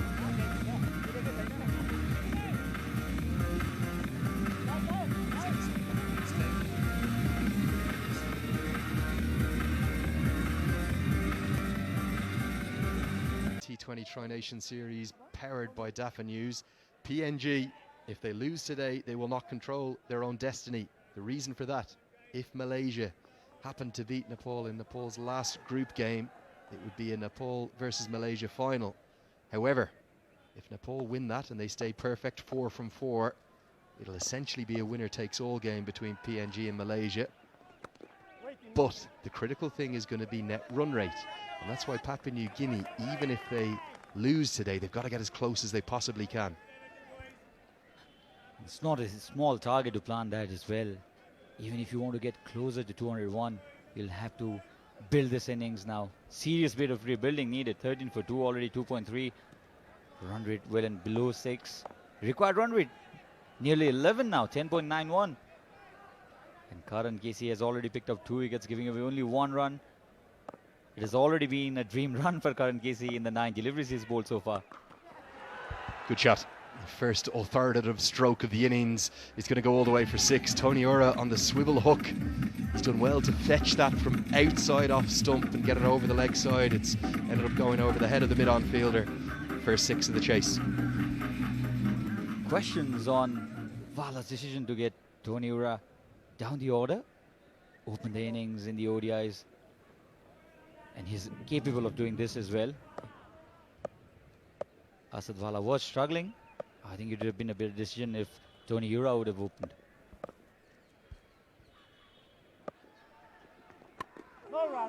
And just speaking of those net run rates, we didn't have them on our graphic, but Malaysia minus 1.23, Papua New Guinea minus 0.57.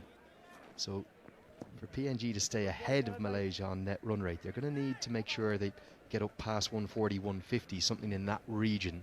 Otherwise, they're going to not just be in trouble in terms of points, but also net run rate scenarios and those calculations. Malaysia minus 1.23. Courtesy that convincing victory yesterday by Nepal. Only 13.4 overs that Nepal took to chase that low total from Malaysia. So nearly the 3rd wicket, just chops onto his foot instead of the stumps. 6 runs and a wicket coming from that over. It's 19 for 2. Amy will continue from the pavilion end. Chipped into the offside and chipped into the gap. Kushal Bertel will keep that to just a couple. The athletic ability, the fielding of this young side, it's really impressive. Pretty much so.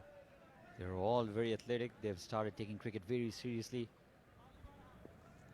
We hate politics, sorry, Sachin. We just love Nepali cricket and we miss you, Paris Kadke. Yesterday, that guy, he had the same sign, a different sign up in fact, and it said, keep calm and keep supporting Nepali cricket, which I think is a pretty good motto for life. As we see an attempted diving stop, this one will run away for a boundary. A nice stroke from Amini, stylish. Do you like that message in the crowd, Sachin? Has been the reality of worldwide, isn't it? It's a necessary evil, politics. Anyways, 25 for 2, that was a very good shot. Found the gap. Charles Amini this time. You love your politics, Sachin. Come on, who are you kidding? I see your tweets. I have to get them translated by Google, though. That's the problem, and still don't quite make sense to me. Nice stylish stroke into the offside. Actually met that gentleman yesterday outside the ground. He brought his daughter yesterday and posed for a photo with him. He loves his cricket, comes to every Nepal home international where he can. Great to see the passion of the home fans as always. This is nasty. This is nasty because Sompal is pacey with his speed. It's not quite into the region we thought it might have been at first, but it's actually into the fleshy part, I think, of the stomach. This is going to hit him right in the lower abdomen. If it's about 6 or 9 inches lower, it's going to be even more painful, but a body blow to CJ Amini. No protection there, though. The reason that Andrew is mentioning has protection. Sompal Kami can be very nasty with his deliveries, especially when he gets those ball to get extra bit of bounce. Yeah, he's a skiddy bowler, isn't he? He's one of those bowlers who probably surprises you a little bit for pace before you face him for the first time. It's not coming down at anything north of 140, but it's certainly nippy. Maybe in the 130 region. He actually clocked 141 in the World Cup. That's when we realized that Sompal was faster than we thought he was. himself and Karen KC, probably the two premier fast bowlers. They don't have the same pace of a young Gulshan Jha, who's so exciting. Kamal Singh Aree, we haven't seen much of the last couple of days. I was really impressed with him in Oman in particular. He led the attack in the absence of these two, and another youngster with a bright future there. Sompal was the talk of the town in Kathmandu when he initially arrived from India. Everybody was talking about him because we're needing a prime fast bowler. Amrit Bhatrai was the spearhead of Nepali bowling lineup with his left armers before Sompal arrived to the scenes. Great to hear the messages continuing to come in. This one from Krishna Samarpan, watching on from Brisbane in Australia. Great to hear from you. Must be late in the day there. Wondering if I've seen any significant changes in the captain's approach from Sandeep Lamachani, from Gyanendra Malla. Look, every captain has their own style, don't they? And Sandeep Lamachani, he's a young captain making his way. The thing I've been impressed with, he looks to me to be learning every single game and developing every game. And he'll get better and better. Good over from Kami. 4 gone. It's 26 for 2.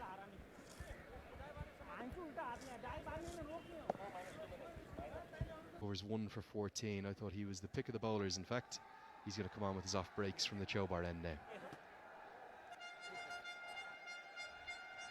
Devendra Singh Aree will be more handy against Charles Amini. He can also get the ball to come back in sharply with the arm. That's his stock delivery. Not a big turner of the cricket ball, Devendra Singh Aree, but has been picking wickets at regular intervals and has been an asset to his captain.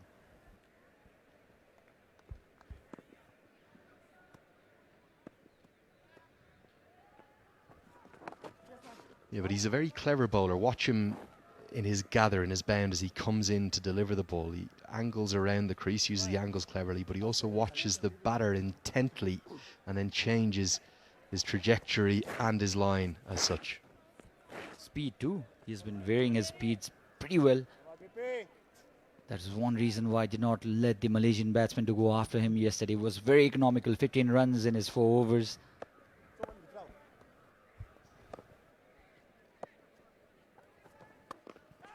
Cut away, going to be 4 through the offside. The two fielders allowed in the deep in this power play. They're both at the leg side, long on and deep square leg. So short and wide is not where you want to go, and Ura's picked that up nicely to move to double figures. So Charles Amini and Tony Ura slowly building up this innings, dented by a couple of wickets by Karan Casey. This was easy pickings. Short, wide, deserved punishment. And it's going to bring about a change in the field as well. Karen KC will come scampering over to the offside and reinforce that cover region. Oh, was this a chance? Was there a tickle? Just a very fine outside edge. I think Irie believes there was, and Nath couldn't hold on. Was a tough chance. They would not mind because Nepal still in a comfortable situation, or else pressure would be on Dilip Nath. Goes after this one. Massive. All the way. Silent crowd will get the ball back to Rohit Paudel. Cannons into the Dafa News sign. Just over pitch this time. Been a bit of a mixed bag this over so far from Irie. 2 full. And Ura showing he's continuing in good form. He's enjoying the move to the shorter format, in fact. That's a good strike down the ground over the head of long on. Can't get this one away. Much shorter. That's the delivery I was talking about before. The one that comes in with the angle. Goes away from the right-hander rather. Yeah, 56 against Malaysia for Tony Ura. He'll be looking to go past that. 5 gone. We'll have a commentary change just now. It's 37 for 2. Welcome back to the commentary box, Aizaz. Nepal bowling well so far. Charles Amini unbeaten at 14 runs from 10, with Tony Ura giving him the company at 16. Yes, exactly. 2 wickets for Karan Casey earlier on, breaking through, and really a good start. 2 overs, 7 runs. Impressive. But PNG will have to whip up here. They need and sort of runs like they are 3 runs at least behind than the required run rate. So that deficit should be covered in next couple of overs. Straight aiming for the wicket in the block hole. Avinash Bohra. Talking about Charles Zamini and Tony Ura, this partnership will be very crucial, Izaz. Both of them have been great servants for their country and have produced great scores as well, just when the country needed. But this is a tough one. Yes, you're right. This partnership will really work for PNG. As since start of this game, I've been describing the need to give and make some wise decisions, what they were not been doing so earlier on. But not like this.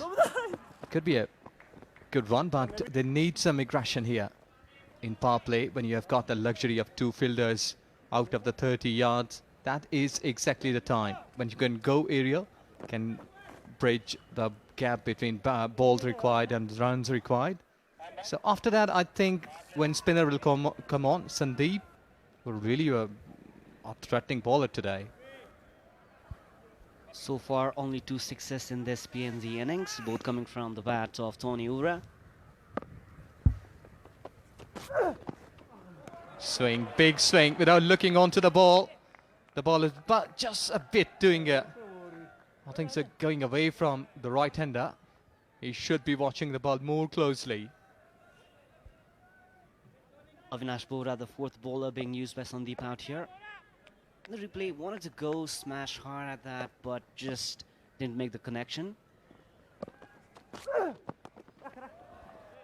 Good delivery. So this is all about what Nepali bowlers and captain Sandeep is requiring here. But not like this in an overthrow. And it has gone for 4. It's extras, a bit of misfield overthrows out there. Sandeep, the captain of Nepal, must be quite disappointed with himself, but would not be that concerned at the moment, as PNG in the first power play, the mandatory one, have managed 43 runs. The important thing here for Nepal is they picked 2 important wickets and they would not be wanting to leak the runs in this fashion. Yes, that was unnecessary at that time. The batter was in his crease. Walked it away, but straight to the fielder. We'll see that overthrow, how much this can make a difference.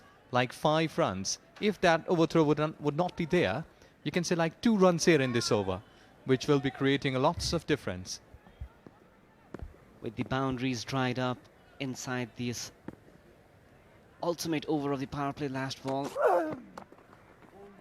Pulls it, but finds a fielder. Just a single to end the 6th over. PNG 43 runs for the loss of 2 wickets. They are doing a good job. Change of bowling might be. We will be looking here. Sandeep might come and can get some spin here. Rightly so, he's there.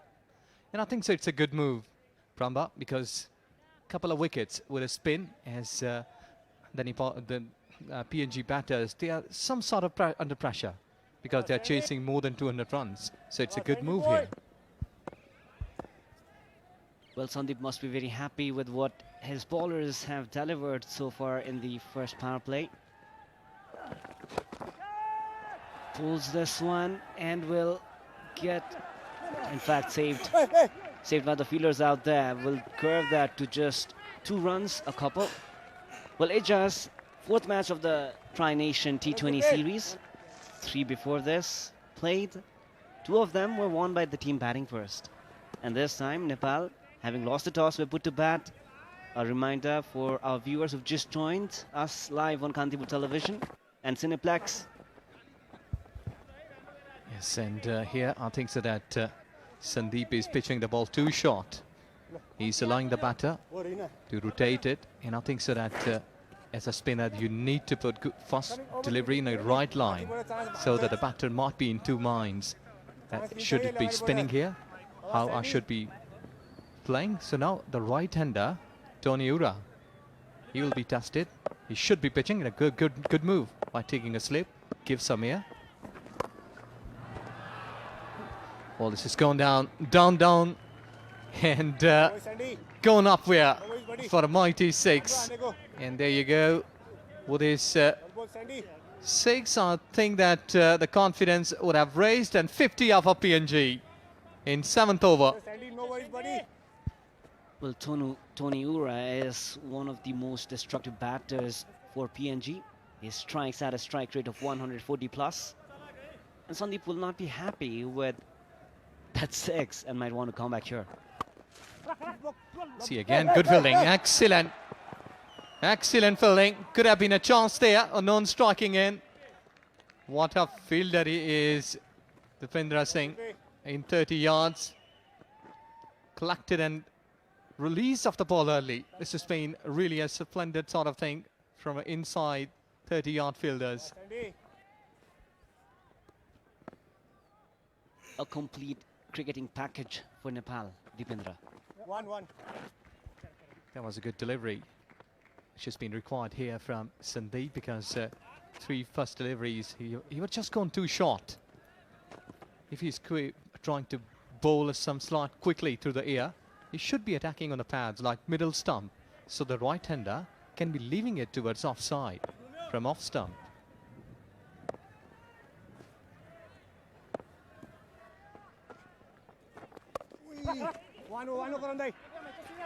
Looks like it's going to be a couple to end the over. PNG 57 runs for the loss of 2 wickets in 7 overs. Be expensive, gone 13 runs in his first over. Been slightly changed of fielding. Right, finally gets just gone through at short third man place. And they've also sent back long on at boundary line. CJ Amini, over 400 runs in T20, has got a bit of the career. It's gone inside out, extra cover, beautiful shot into the gap for 4. And this is exactly what has been the requirement of the time. Finds the gap perfectly, dissects it. No chance for the fielders, and 4 crucial runs. Well, he's gone again, but straight to the fielder. I think so that Singh is giving such bit of space towards offside to the left-hander CJ Amini. See that he is again giving a bit of the margin towards offside to cut it. I think he's good when he's bowling almost in a middle stump. Let's see if he can correct it. Another boundary for Charles Amini out here. After 2 quick early wickets, PNG slowly building this partnership and getting back in their zone. It's very important for Amini to continue, as we've seen that he can be very destructive. He's already done that in the One Day International Series against Nepal, won both the matches. Yes, but this time the delivery was drifting down the leg side. It was quite dragging. Should be adjusting his line quite early. 2 boundaries already. It's gone towards extra cover to the fielder. But I think so there was a chance there. It was officially played. An extra cover fielder. He tried his level best to grab it. Did it drop short though? Looked like a clear chance. 10 runs of the over so far. PNG were 2 down for 13 on the board. Last ball of the delivery, ending it with a single. Or did they take a double? So it's PNG 68 runs for the loss of 2 wickets in 8 overs. And just 34 deliveries.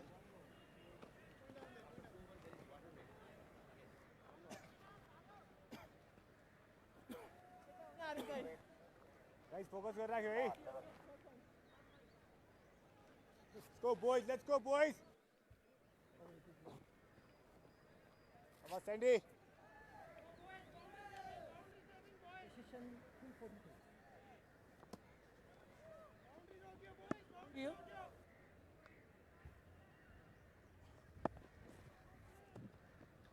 Sandeep to continue. Again, too short. This has gone down to the deep mid wicket. Well executed into the gap for 4. No risk was there. And look at it beautifully. He has paved the way to a deep mid wicket. Sandy.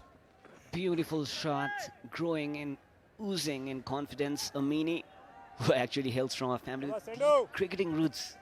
Azaz, his grandfather, Brian, and his father, also named Charles. Both of them were the captain of PNG. Good delivery. Good delivery. Yeah, you can bowl like this. You're really in senior pro now on the side. 50+ wickets. Sandeep, and this is their 50th T20 international. Should be a memorable for Kane and for the players.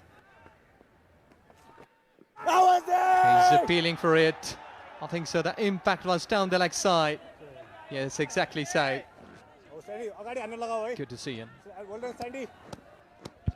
A good comeback from Sandeep after conceding that first ball boundary here in the replay.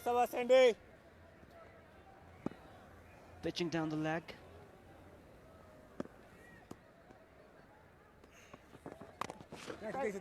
So 2 wide towards offside. I think so that looking onto the bowler like Sandeep, that the world has been watching him, and Kantipur TV here, the local guys. So he's a superstar for the nation. He should be performing here. Sacking over, no wicket yet. But he's pitching too short. Just a single. Sandeep has been the pick of the Nepali bowlers, has been successful in getting wickets for Nepal, among the top 20 wicket takers in terms of T20 internationals. 5 runs so far. Let's see where they can finish this over. It's gone mighty. Wait and see. Fielders and spectators can only watch it for a 6. So 11 runs from this. 79 for 2 PNG after 9. Well, Azaz, if we are to compare both the innings, PNG in fact are ahead in comparison to Nepal. Nepal by 9.4 overs had lost 2 wickets and had only posted 72 runs. So PNG are still in this match. Good delivery, good delivery. Dipendra Singh, he's pitching in the right areas. Yes, you're right. Since last 5 overs, we had seen 53 runs without any wicket. So this means that PNG doing a good job. They can capitalize what they have done, the hard work. Too much shot. Lucky that bowler this time has just gone away from this. Otherwise, this delivery was really bad, asking the punishment. Beautiful shot, and might actually be curved for just 2 runs out there. A fielder in the deep. Well, PNG, the current run rate standing at around 8.3. The required run rate almost 12. However, that should not be a matter of concern for them, as they've got 8 wickets in hand and they've got a long batting tail as well. Yes, you're right. Tony and CJ Amini, both batters, they have got plenty of runs under their belts at international career. They have been through such kind of situation in the past as well. So they knew that when exactly they should be trying to attack on the bowlers. This is going to become a very good over for Nepal. And as it has ended, only 2 runs from that. PNG 81 runs for the loss of 2 wickets with 10 overs gone.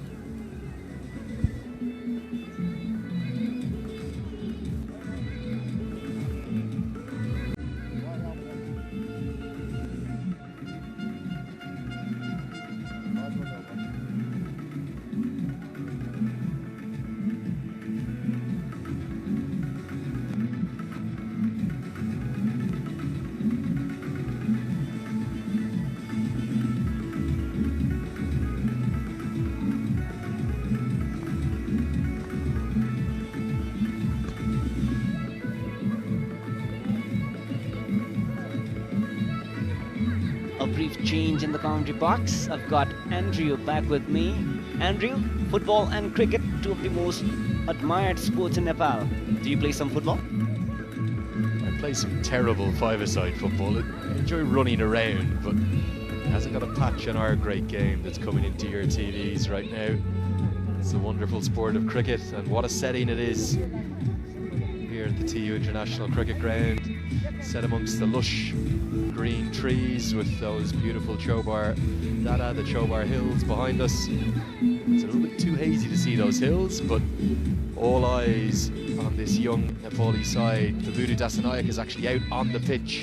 You can just see the team huddle is breaking during that drinks break, and lots of directions being given because Papua New Guinea are getting into this chase.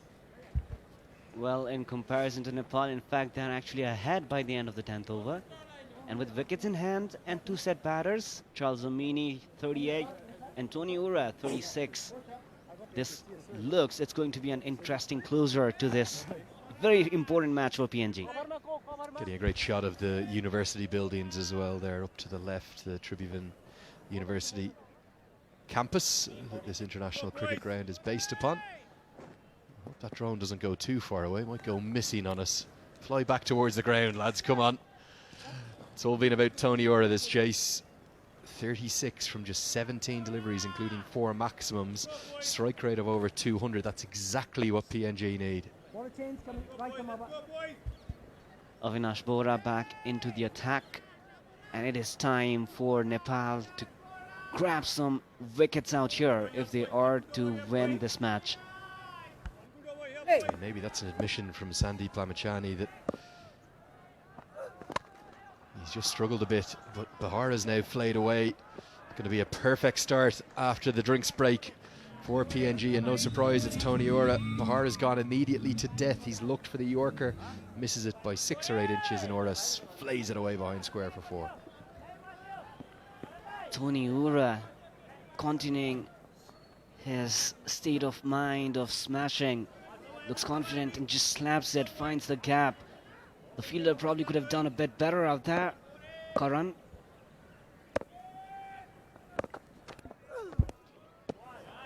Looks for the block hole and just gets the benefit of the doubt. I don't think Tony Ura agrees with that decision.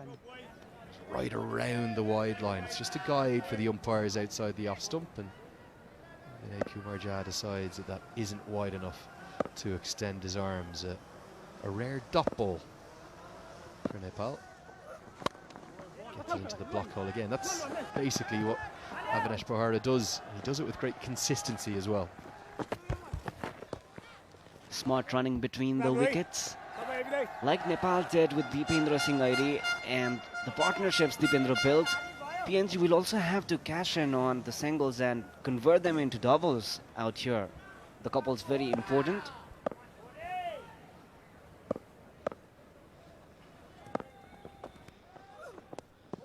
This one surely will be a wide, yeah. Bahara looks back with a grimace, but good decision. That one definitely outside the guideline. Yep, clearly a wide. Avinash trying the wide Yorkers, making Tony Ura go hard and try and make some mistakes out there.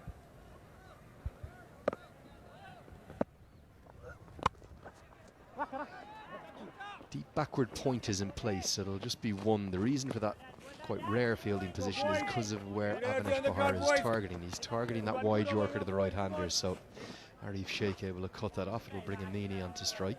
Ura does possess the only century in T20I cricket for Papua New Guinea. That came against the Philippines, actually the same side that Kushal Bertel made his against.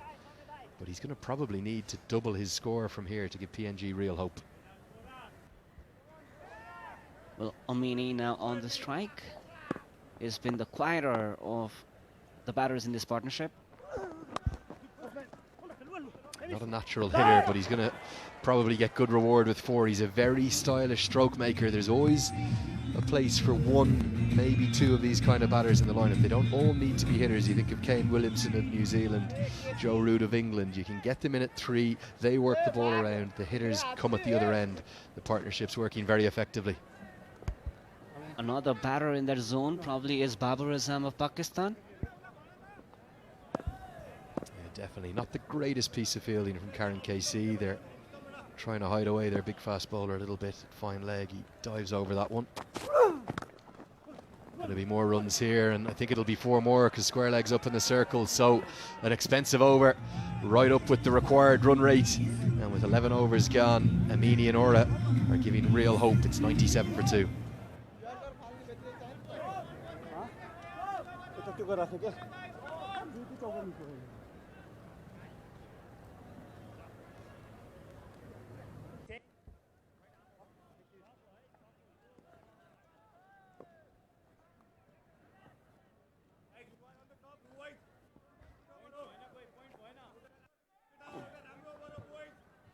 Required run rate just under 2 a ball, so it is achievable, particularly with Norman Vanua to come and 2 set batters.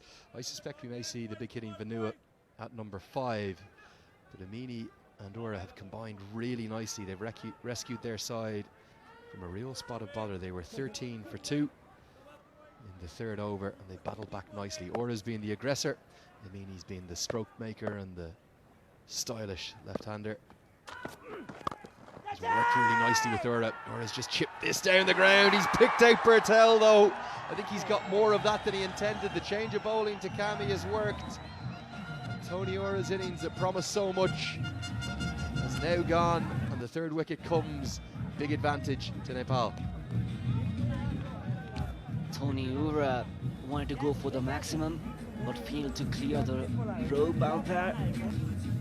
Kushal Vertel makes no mistake. PNG 97 for the loss of 3.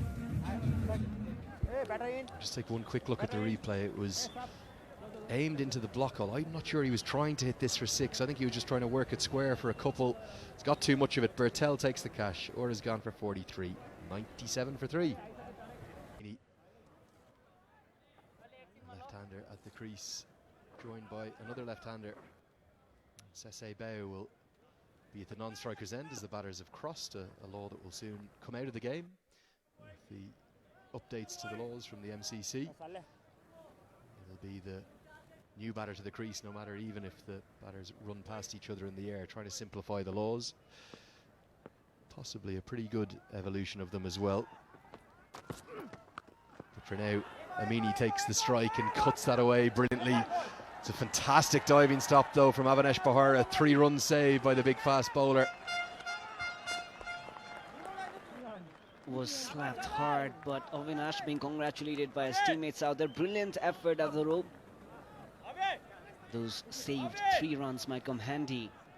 Just take a look at this. Amazing effort. Great save, great effort, young lad. And it's all the better because of the slightly tardy state of the outfield. There's been very little rain. I think it's been over 3 months since we've seen any precipitation of any note here in Kathmandu, or to be more exact here in Kirtipur, where we are about 15 minutes outside of the city centre, and it's very dry, very barren, the outfield. I could really do with some rain. Driven for a single. This has been a great over and a good comeback from Sonpal and Nepal. Wicket to begin the over with, and just 2 singles. Just what Nepal needed, because Charles Amini along with Tony Ura were looking very confident. But with wickets in hand, PNG are still in this match.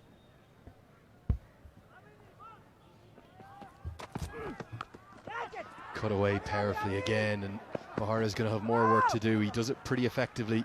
He will get back for the 2nd this time, and Amini will go to the brink of a T20I half century. Another one for him. Just a quick stat update. Thanks so much to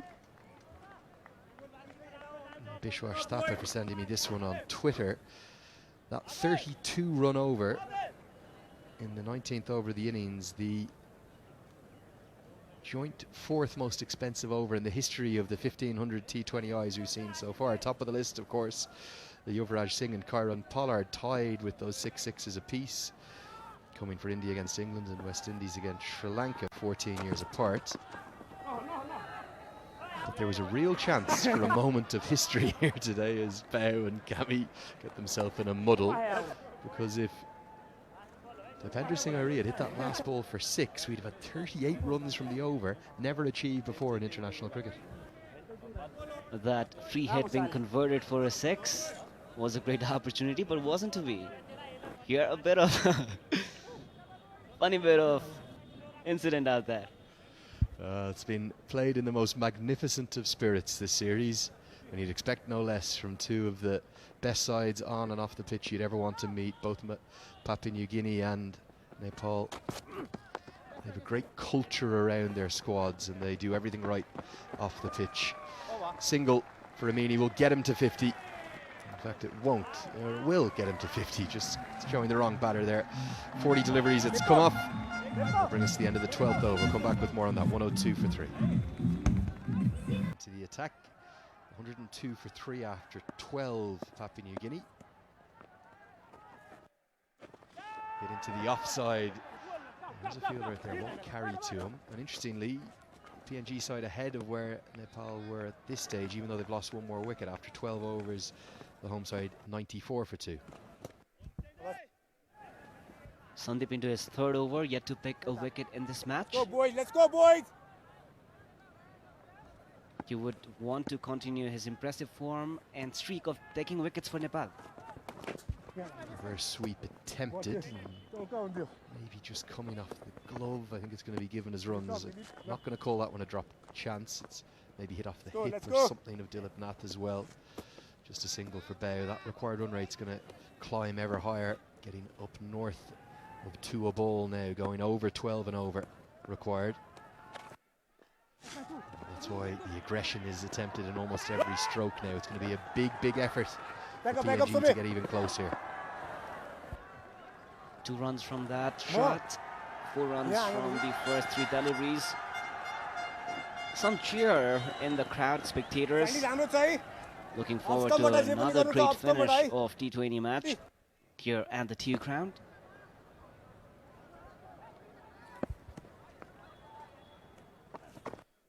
Googly again from Lamachan away. Will not even be the quick single as Bao and Amini got themselves in a muddle, as we so often see at backward point. It's always the fielding position that causes confusion because the batter doesn't know whether he's calling or whether the non-striker's calling. Both lucky to survive.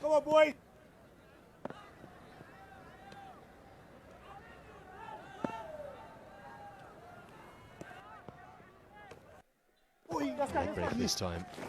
1s and 2s are not enough. A great diving stop from Kushal Bertel. Magnificent fielding. Very important save out there and being cheered and congratulated by the teammates out there. Fielding, such an important aspect of any format of cricket, Andrew. And Nepal's fielding, as you've observed over the years, how do you assess the improvement or growth in the fielding side aspect? Googly around the wicket. Still no wicket today. That's the first time in 21 internationals that let us have. They'll have one more over though to try and pick one up. 13 gone, 2 runs to the total. It's 109 for 3.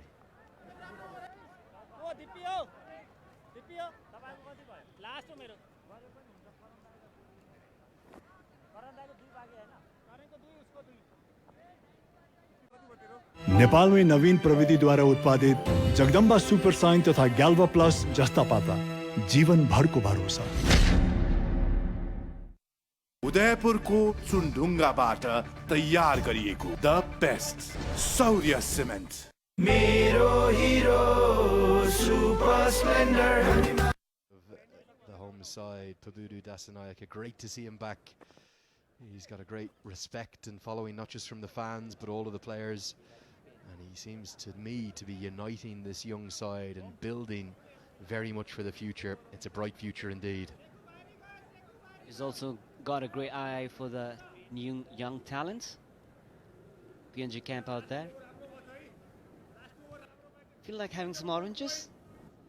Definitely a little snack taken in, but a stroke of the beard as well. A little bit of confusion as to where PNG's chase is at. Ramp shot attempted, and he's got it over the head of the fine leg fielder who's up in the circle. So good innovation from Amini. He'll get a boundary to start this final over of Sampal Kami. Was wanting to go for a boundary either way. Makes a good connection, clears the filter inside the ring, gets an important boundary. Asif Sheikh off the field at the moment. We do have a sub fielder on. We'll try and find out who that is for you. Looks like he's icing his finger. Let's hope he's okay. Going to be back-to-back boundaries, both going behind square. This one not where he intended though. Off an outside edge. And the runs continue to flow here in Kirtipur. Charles Amini, so slashing hard, got the edge, still runs away for 4. 117 runs for the loss of 3 wickets, still in this chase. Amini moves into his 60s. Seems like he's back in form. Down the ground, there is a fielder down at long off. And it's going to go straight down his throat. Kushal Bertel doesn't drop many catches, and that's a pretty easy one. 4, and then out. And Amini has sadly given it away. It was his career best of 62, and he can't quite believe how tame that dismissal was. It's almost catching practice for long off. And a tame end to a very impressive innings. Made the connection, but was not adequate.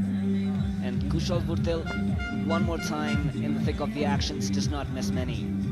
Comfortable catch, much needed for Nepal. And the man outgoing is Charles Amini, 60. It's big, Norman Vanua. He's been outstanding. In fact, he's been on fire with the bat so far. But he's going to need to pull out something very special, not just to win this match, but even to get Papua New Guinea close. They need 87 from just 39 deliveries. The big man who holds his bat like a tree trunk and flays the ball everywhere. Career strike rate with the bat well north of 150, would you believe? 152 it's approaching. He's hit 34 sixes in just 29 innings. If he can get going, we might see a game still on here. Starts into the block, it's punched out, and this is going to be very close. And I'm not sure whether or not he can give this out. I reckon if we had the third umpire facility in place, I suspect umpire Buddy Pradhan may well have ended up going up there, and the finger may have gone up eventually. But I think because of the position he was in and how quick, look at the fielders, they're signaling for DRS. There is no DRS, not as far as I know in this. So we'll take a look at the replay. This looked very close. It may well have been out. Looked very, very tight, and Buddy Pradhan, despite, oh wow, it looked like it was, could be unlucky. I have to empathise here with Buddy Pradhan, because there's just no way he could have given this in real time. Far too close. Just wonder, do we have this going up as a run-out referral? Because there's a break in play. It clearly is out, and Arif Sheikh, look at his reaction if it runs through. He can tell.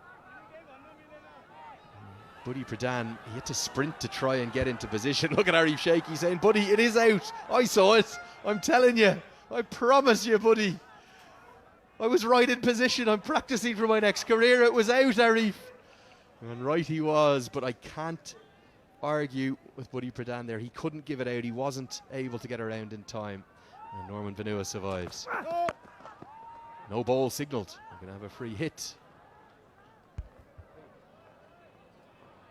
Norman Vanua could have been a very important wicket. Norman, in fact, in his last 2 matches has scored 40 plus, scored a half century against Nepal, 52, and backed it up with 45 against Malaysia yesterday.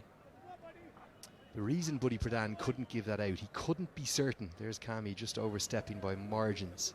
Couldn't be certain from the position he was in, so he had to end up going to the default, not out. Here comes the free hit. Smashed into the leg side, just over the head of the fielder, and the outfield is pretty quick, and oh dear, that's going to be 4. He's sitting on the rope. I think that might be Lokesh Bam, is it, the sub-fielder who's on in place of Asif Sheikh. So it's been an all-action over, hasn't it? We've had 3 boundaries, a wicket, we should have had a run-out, we've had a no-ball and a free hit. And the end result is Papua New Guinea just staying in the chase. Sompal in his 4th over. Quite an eventful over this. PNG, having lost 4 wickets, have posted 123 runs. Bow will keep the strike. Don't go anywhere. Could be boiling up to a very good finish. It's 124 for 4.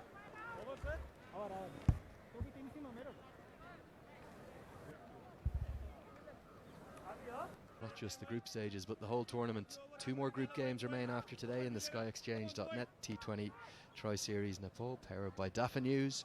The home side are on top of the table. They will seal their spot in the final with a win today.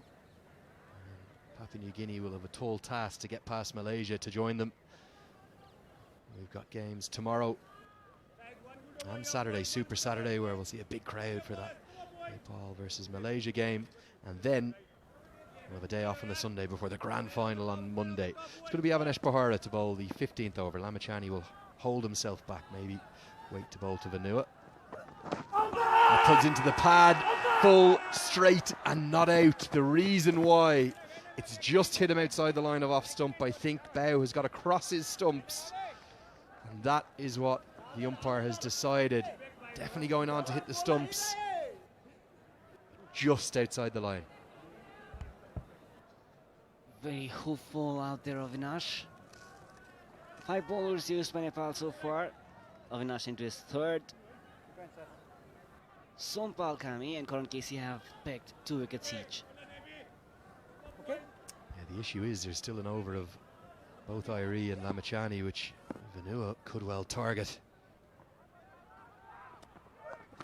Right into the block hole. He's so effective. Avinash Bahar at the death. He must hit his Yorkers, what, about 75-80% of the time. What did I do wrong? Smart bowling by Avinash out here, has only conceded a single of the first 2 deliveries. 79 runs required from 34 balls with 6 wickets in hand.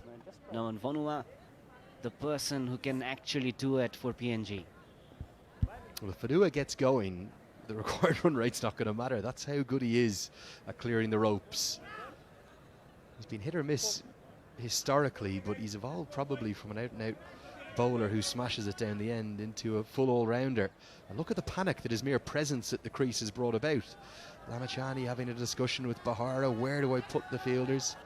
And what we're going to see is everyone up in the circle behind square. So backward point is up, 3rd man is up, short fine leg and square leg all up. And this is what Vanua does. His mere presence scares the bowler, and Bahara leaks wide outside the offside.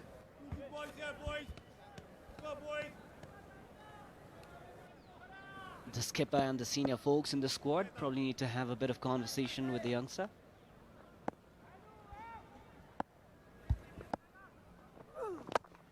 Gets it into the block hole and squeezed away. They continue to make use of this deep backward point position. It's a funny one you wouldn't see too often. Vanua just 2 from 2 so far. Stand by though for fireworks. If he's still there in 10-15 balls time, that target's going to creep ever closer for PNG. The required run rate at a daunting 14 runs and over. Chesipa will also have to play his part and provide that cushion for Norman. Slashed away through the offside, and he's got it straight enough to get it for 4. That's a really good shot from Sese Bao. This is the issue with bowling Yorkers and almost Yorkers exclusively. If you do miss, it turns into a half volley, and Bao's picked the gap really nicely. Made some room and then cleared the fielders. No chance for the fielder in the deep.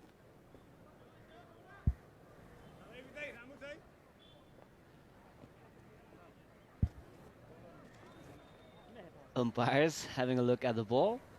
Probably a change of it. Yeah, I think if you saw on the replay there, it's actually cannoned into probably the metal post that's just beginning the fences that keep the general admission perimeter in place, and it's taken quite a chunk out of it. So rightly, Vinay Kumar Jha, I don't know if it was Avinash Bahara who alerted him to it, but they're going to need to seek a new ball.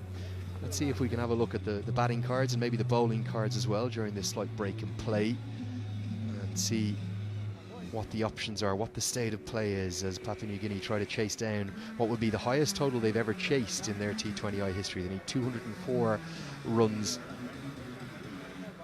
And an awful lot will hang on the shoulders of big Norman Vanua. They do have Riley Hikore and Chad Soper to come, but you'd have to think if they're going to get close, it'll be Vanua and Bao who'll have to do the majority of the heavy lifting.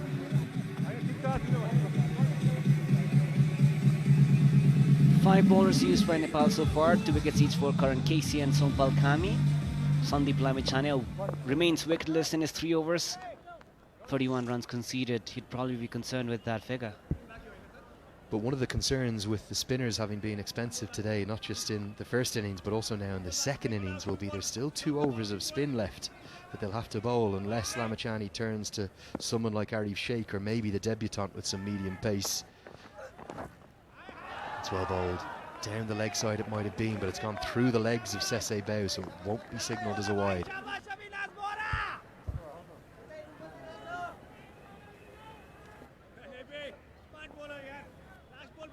Tried to make some space for himself, but failed to make any connection. Good grab out there by the wicketkeeper Dilip Nath.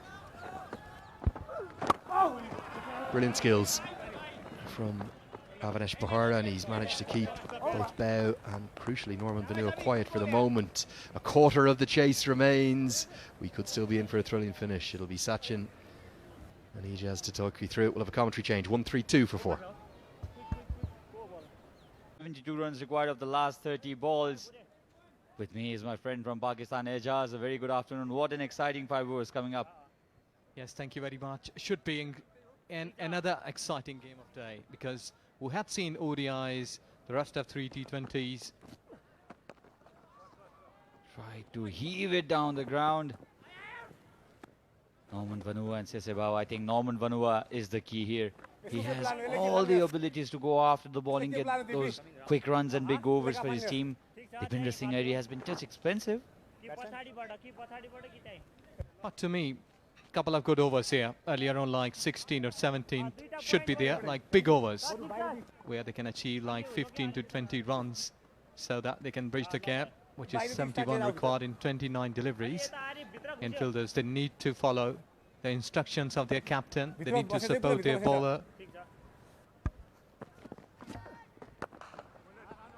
Big swing of the bat. Straight to the fielder, no run. Good ball this from Deepinder Singh Airy. Now Papua New Guinea need a big over sooner than later. Heaves it again. Still cannot go underneath and smack it. And that's good. What Sandeep has given the instructions to his bowlers, that you will have to be in the block hole, and these 3 deliveries were really somewhere near to the block hole. Nothing short of length, nothing width. This is a no ball, I think, and this has gone all the way. Is this the moment for Papua New Guinea? It's a no ball. Will be a free hit. Has Deepinder Singh Airy given this opportunity for Papua New Guinea to come back to this match?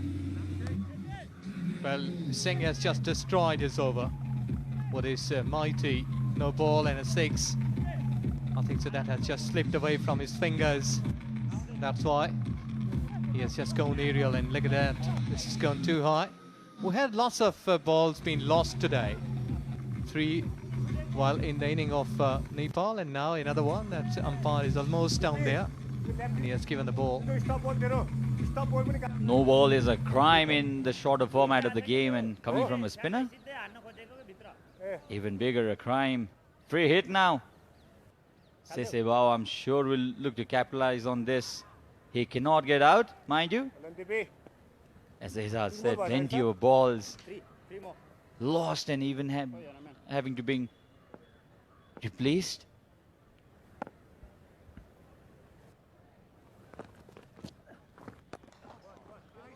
Not the kind of free hit you would have wanted. Sese Bao trying to hoik it. Too much of power, no execution. Yes, he should be looking for a couple of more dot deliveries. But I think that batter, the way he's showing his aggression, will go after him. But this is a bouncer from Deepinder Singh Airy. Came in sharp. surprised Norman Vanua completely. Yes, and Norman is already setting himself for a big hit towards onside, but he will surely play on merit. This is smashed down the ground. Well fielded by Sompal. He's athletic. 62 runs off 24 balls. That's the end of Dipendra Singh Arya's fourth over. And after 16, 143 for 4.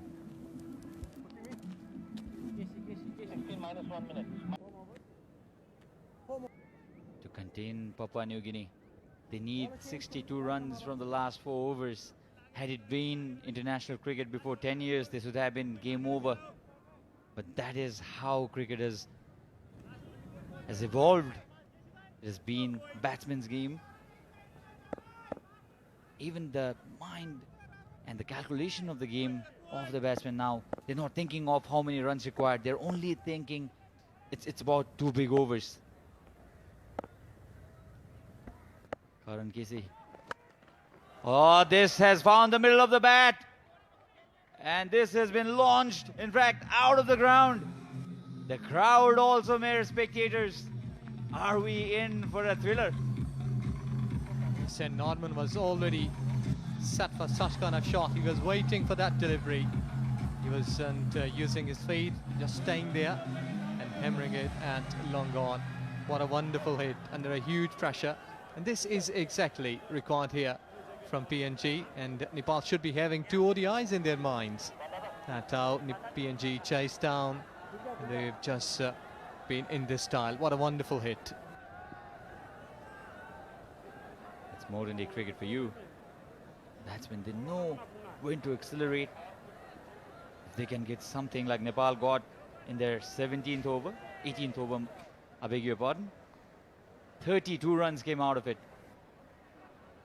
If Papua New Guinea can find an over like that here, it's a completely different equation, isn't it, Ajaz? Yes, this is where you call the T20 format has been the beauty. That couple of overs, and the game has been totally changed, the momentum. So umpire is having another ball which has been lost.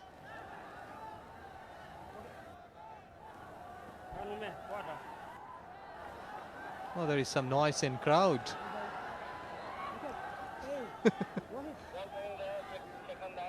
Well, Karan is also signaling to us that point where something has happened. There was a contest among the crowd to find the ball. Somebody wanted to take it along. Not to be. We've got our cameras there, guys. This has been the script so far, isn't it, Ejaz? Spire. Lost balls. The umpires have been very busy. Raising their hands, finding the balls, replacing them. This has been a high-scoring game already. Papua New Guinea now need 55 of 23. The equation looks much more possible now. That's edged. And dropped. Dilip Nath. We'll have to see how costly this can get. Karan Kesey is not amused. Well, this is where I was saying that you will have to support your bowlers. He has just made an effort in that delivery.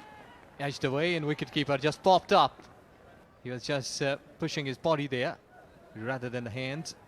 So whole of the body weight shifted onto the hands, and he has just dropped really a simple catch. And rightly so, Sachin. Let's see how much costly that drop would be.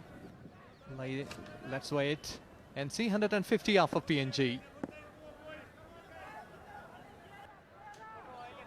14.73 is the required run rate, but I don't think they'll care about this. Attempted scoop. Bowled it wide. This is brilliant bowling from Karan Kesey. It was premeditated from Sesebao. And Karan Kesey very intelligently bowled it away from his body. And you have to give credit to the batters because they are watching the bowler earlier. He's been already there, set a plan that I will surely be going towards short fine leg where the fielder is up. So he must be more careful while pitching any delivery down the leg side. Brilliant comeback from Karan Kesey after being hoiked for a 6 in the very first delivery. Oh, brilliant running.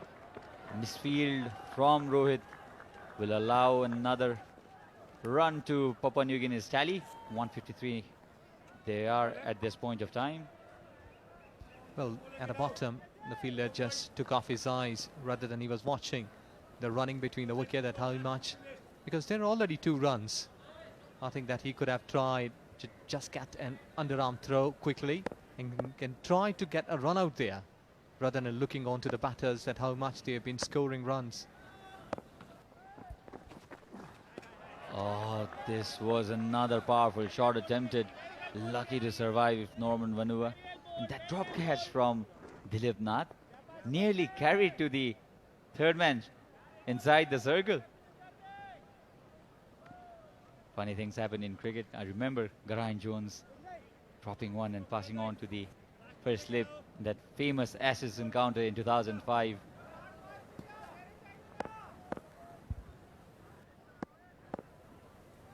Ten runs off this current Casey's third over. Last delivery, hammered it down the ground. Nobody moved. A brilliant boundary to end this 17th over. Still in the game, Papua New Guinea. They are at 157 for 4 after 17. Those Yorkers to Right arm round. perfection, and if he bowls on the block hole consistently, it will be difficult for Papua New Guinea, but both Norman and Sesebao now finding the middle of their bats. Norman Vanua, especially if he stays till the end of this innings, I think Papua New Guinea can win from here. Sachin, the bowlers, they need to use their mind. They're a slower one, because previous over we did see that there was a pacey delivery, well picked up by the batter. He should be making a Yorker or a slower. Exactly, that's what he is known for. I think the Papua New Guinea batsman should look to disturb the length of Avinash Bora. If you just stay in the crease and do not move, he's pretty spot on with his Yorker. He's known for his Yorkers, but he does not have that pace. So if you can come down the track or stay deep into your crease and deal with Avinash Bora, that will disturb his length. And that is when you can force him to bowl those full tosses or overpitch deliveries and smash for runs. So Dil Scoop and Motby, reverse sweep, a sweep shot can be an option here for Norman. And let's see what he can do. Oh, he stayed in the crease. Smashed it down the ground, not enough on the ball, and this is the most needed wicket for Nepal. Norman Vanua has been dismissed by Avinash Bora. Change in the pace, could not judge it. And Dipendra Singh Ardi, this man is always in action. Let's have a look at this. Did not find the middle of the blade, and all Dipendra Singh Ardi needed to do was take his eyes onto the ball, an easy catch. Yes, wonderful. So price wicket here, 158 for 5 PNG. So Riley Hickory is the new man in. Oh, bowled him! 2 in 2 for Avinash Bora. He loves it. And a fantastic delivery. Hickory 2 adventures in the first delivery he's faced. Well, this happens when your team is under pressure. You come, play a big one, misses, and you have to walk back long there. This is really an impressive delivery. Straight one, going across, paying it, and there you go. So 6th wicket down, score is 158 PNG.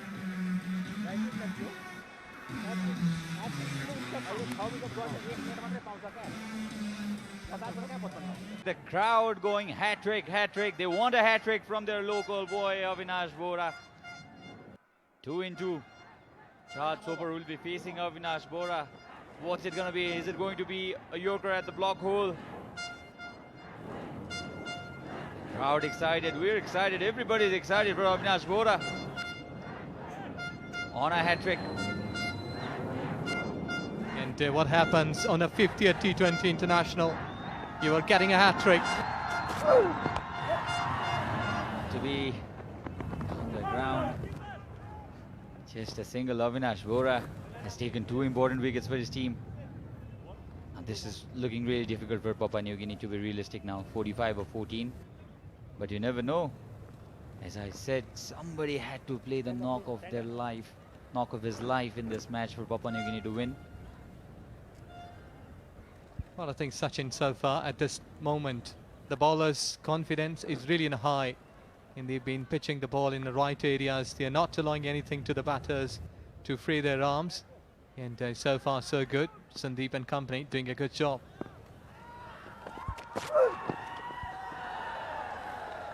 We've seen an honorary hat-trick to Karan Casey in this series. Picked up 2 wickets against Papua New Guinea in the first T20, and then off his first delivery against Malaysia, caught Virendip Singh out. Not an official hat-trick, but an honorary hat-trick. And fairly so. I mean, batsmen would then complain, I got 50 not out in the previous match, 50 in this match, and that makes 100. Cricket is a funny game. A single ends Avinash Bora's 4th over. Brilliant bowling from him, took 2 important wickets. Takes the score to 160 for 6 after 18, Papua New Guinea. Avinash Bora changing the course of this match. It looks a completely different equation now. 44 of 12 is very difficult, you'd have to say. 22 runs and over, that's what's needed. Papua New Guinea. They want to get as close as the target as possible, isn't it? But one thing, Sandeep shouldn't be bowling back off length. He should go through quick. Shot wide. Lucky for Sandeep. And straight to Karan Casey. And it's a good time for Sandeep to get a couple of wickets here because he's wicketless. Yet no wicket for him. So a couple of wickets here in this over will surely give him a better picture on the bowling analysis, on the bowling card.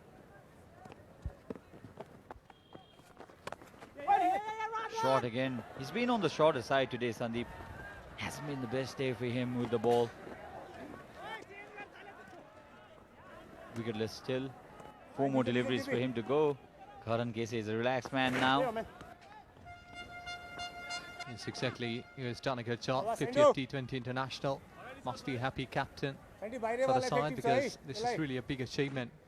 Country for Nepal, who's been coming up at international horizon with no time. Will surely be a long way to go for them. So we have seen the best of the bowlers and batters. The approach was right. Sandeep was excited. Umpire says no. Will be interesting to see in the replay. A gentle smile there from umpire Vinay Kumar Jha. Sandeep was excited. So I think he was out of his crease. So Sandeep was pretty excited, but he then thought that he's a couple of steps down the wicket, straight. And I think so they say Will Carey. Good fielding, excellent. Rohit comes up onto the ball quickly. Good effort down there. Nearly took the umpire with that shot. It was hammered down the ground. So this match is looking as if it will go 2 Nepals away from here. With every delivery, it's getting more and more stiff for Papua New Guinea. This is smashed. Again, good fielding effort. They've saved 2 runs. So this is where you're looking forward to have a good over like this. So Sandeep Lamachane will have to pick up a wicket here to keep his streak going. He has 21 matches where he has picked up wickets. He is wicketless so far. Up in the air and he's got it. He has got this. Sandeep Lamachane. This is the 22nd match. He's got a wicket. In the most dramatic way this time. He knows it. He is having a laugh. He was wicketless so far. Short wide, not the best of deliveries, you'll have to say, but straight to Karan Casey, who takes this easily, safe as a house. Congratulations, Skippy. I've given you a wicket. Really smiles all around here at TU Cricket Ground, and what a wonderful atmosphere. They've got a wicket. What is 7 down, PNG, 160. If Karan bowls 6 legal deliveries, it's game over for PNG. So they'll have to expect a no ball from Karan and probably smack 6 off every delivery That's the only way PNG will win from here. Nepal have been excellent with the bat. Initially some hiccups with the ball, but now they've come back strong and 5 balls remaining. Nepal now have almost qualified for the finals, and deservedly so, isn't it, Ezaj? Yes, well played. Who have seen the brilliant performance from the batters earlier on, and now the bowlers, they have done a good job. Still you're restricting, like PNG, not to go for overruns. And I think so that Karan has bowled superbly. Slashed hard, and even this is carried to the fielder at third man. Everything going Nepal's way. Even if the ball is not of that quality, Nepal picking up wickets. This is what happens when you're on top of your opponents. Karan Casey picks another one for him. 3 for 21. Slashed hard. And Rohit Paudel in the deep third man area is safe as a house.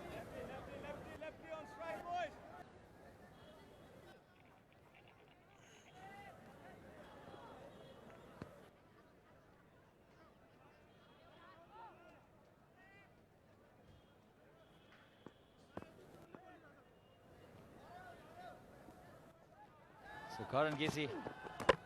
Oh, bowled him! 2 in 2 for Karan Casey. Yes, he loves it. A little South Indian movie kind of a reaction. Inspired from TikTok, probably. Karan Casey has now 2 in 2. Second time a Nepali bowler is on a hat-trick in 2 overs. In 3 overs, it was Avinash Bora before Karan Casey, and now Karan Casey will be on a hat-trick. Yes, sir. This clip will go on TikTok for sure. So Kabu Moria's short stay at the crease ends. Just 1 ball faced by him, and 9 down for 166 PNG. Defensive with the ball. The sign of Pakana. Will he be able to survive this spell from Karan Casey? It's a hat-trick delivery. It's a hat-trick delivery. The crowd on their feet. It's for sure that Nepal will win from here almost. And Karan Casey now taking his run up for the hat-trick delivery. Straight up in the air. I think this is going to be Karan Casey's first hat-trick, is it? Yes, it is. What a way to finish this match. Karan Casey, you beauty. Well, nobody has taken 5 wickets before this for Nepal. And today Karan with a hat-trick and getting these. What a wonderful time. 50th T20 international for Nepal. And look at that. He was just waiting.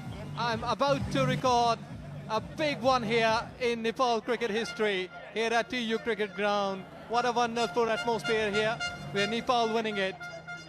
The safest fielder in Nepal team was underneath that delivery. Karan Casey knew it. He celebrated before Dipendra Singh even grabbed that ball. And it's one of the most difficult feats in cricket to achieve. A hat-trick, 3 in 3. Well done, Karan Casey. Well done, champion. Yes, exactly. Really well done. What a superb effort he has done here today. And Nepal cricket team has gone through. And fast for Nepal here. 5 wickets all and a hat-trick. So what a wonderful time for Nepal cricket. And I think so that Cricket Association of Nepal will surely putting his name on the honour board. And he is 28th player to do this overall at cricket history. The last one was Jason Holder, the West Indian bowler against England, who took this. And when there is 3 wickets, a hat-trick and a win, this is really a beautiful day of cricket at Nepal. And you will remember it, 31st March 2022, for a long, long time in the cricket history of Nepal. Such a champion Karan Casey has been for Nepal. A hat-trick to his name. Is very handy with the bat, Karan Casey. A perfect all-rounder for Nepal, and a hat-trick to end this innings. And this means that Nepal now have qualified for the finals. They're going for the finals for sure. Now it's a contest between Papua New Guinea and Malaysia as to who reaches the finals. Handshakes going around. It's a proud Nepali side. Papua New Guinea, 3 losses to their name. 3 consecutive losses. And they have a massive hill to climb if they want to qualify into the finals of this Sky Exchange Tri-Nation ODI T20 International Series. Karan Casey, the man of the moment here. Yes, exactly. Really a proud player. What a wonderful effort he has done here today. Though that his over was last one to go, but he is a man who stood up, and he will remember this day for a long, long time. And I think that Cricket Association of Nepal, the cricket here, it is giving them a new breed, a new era.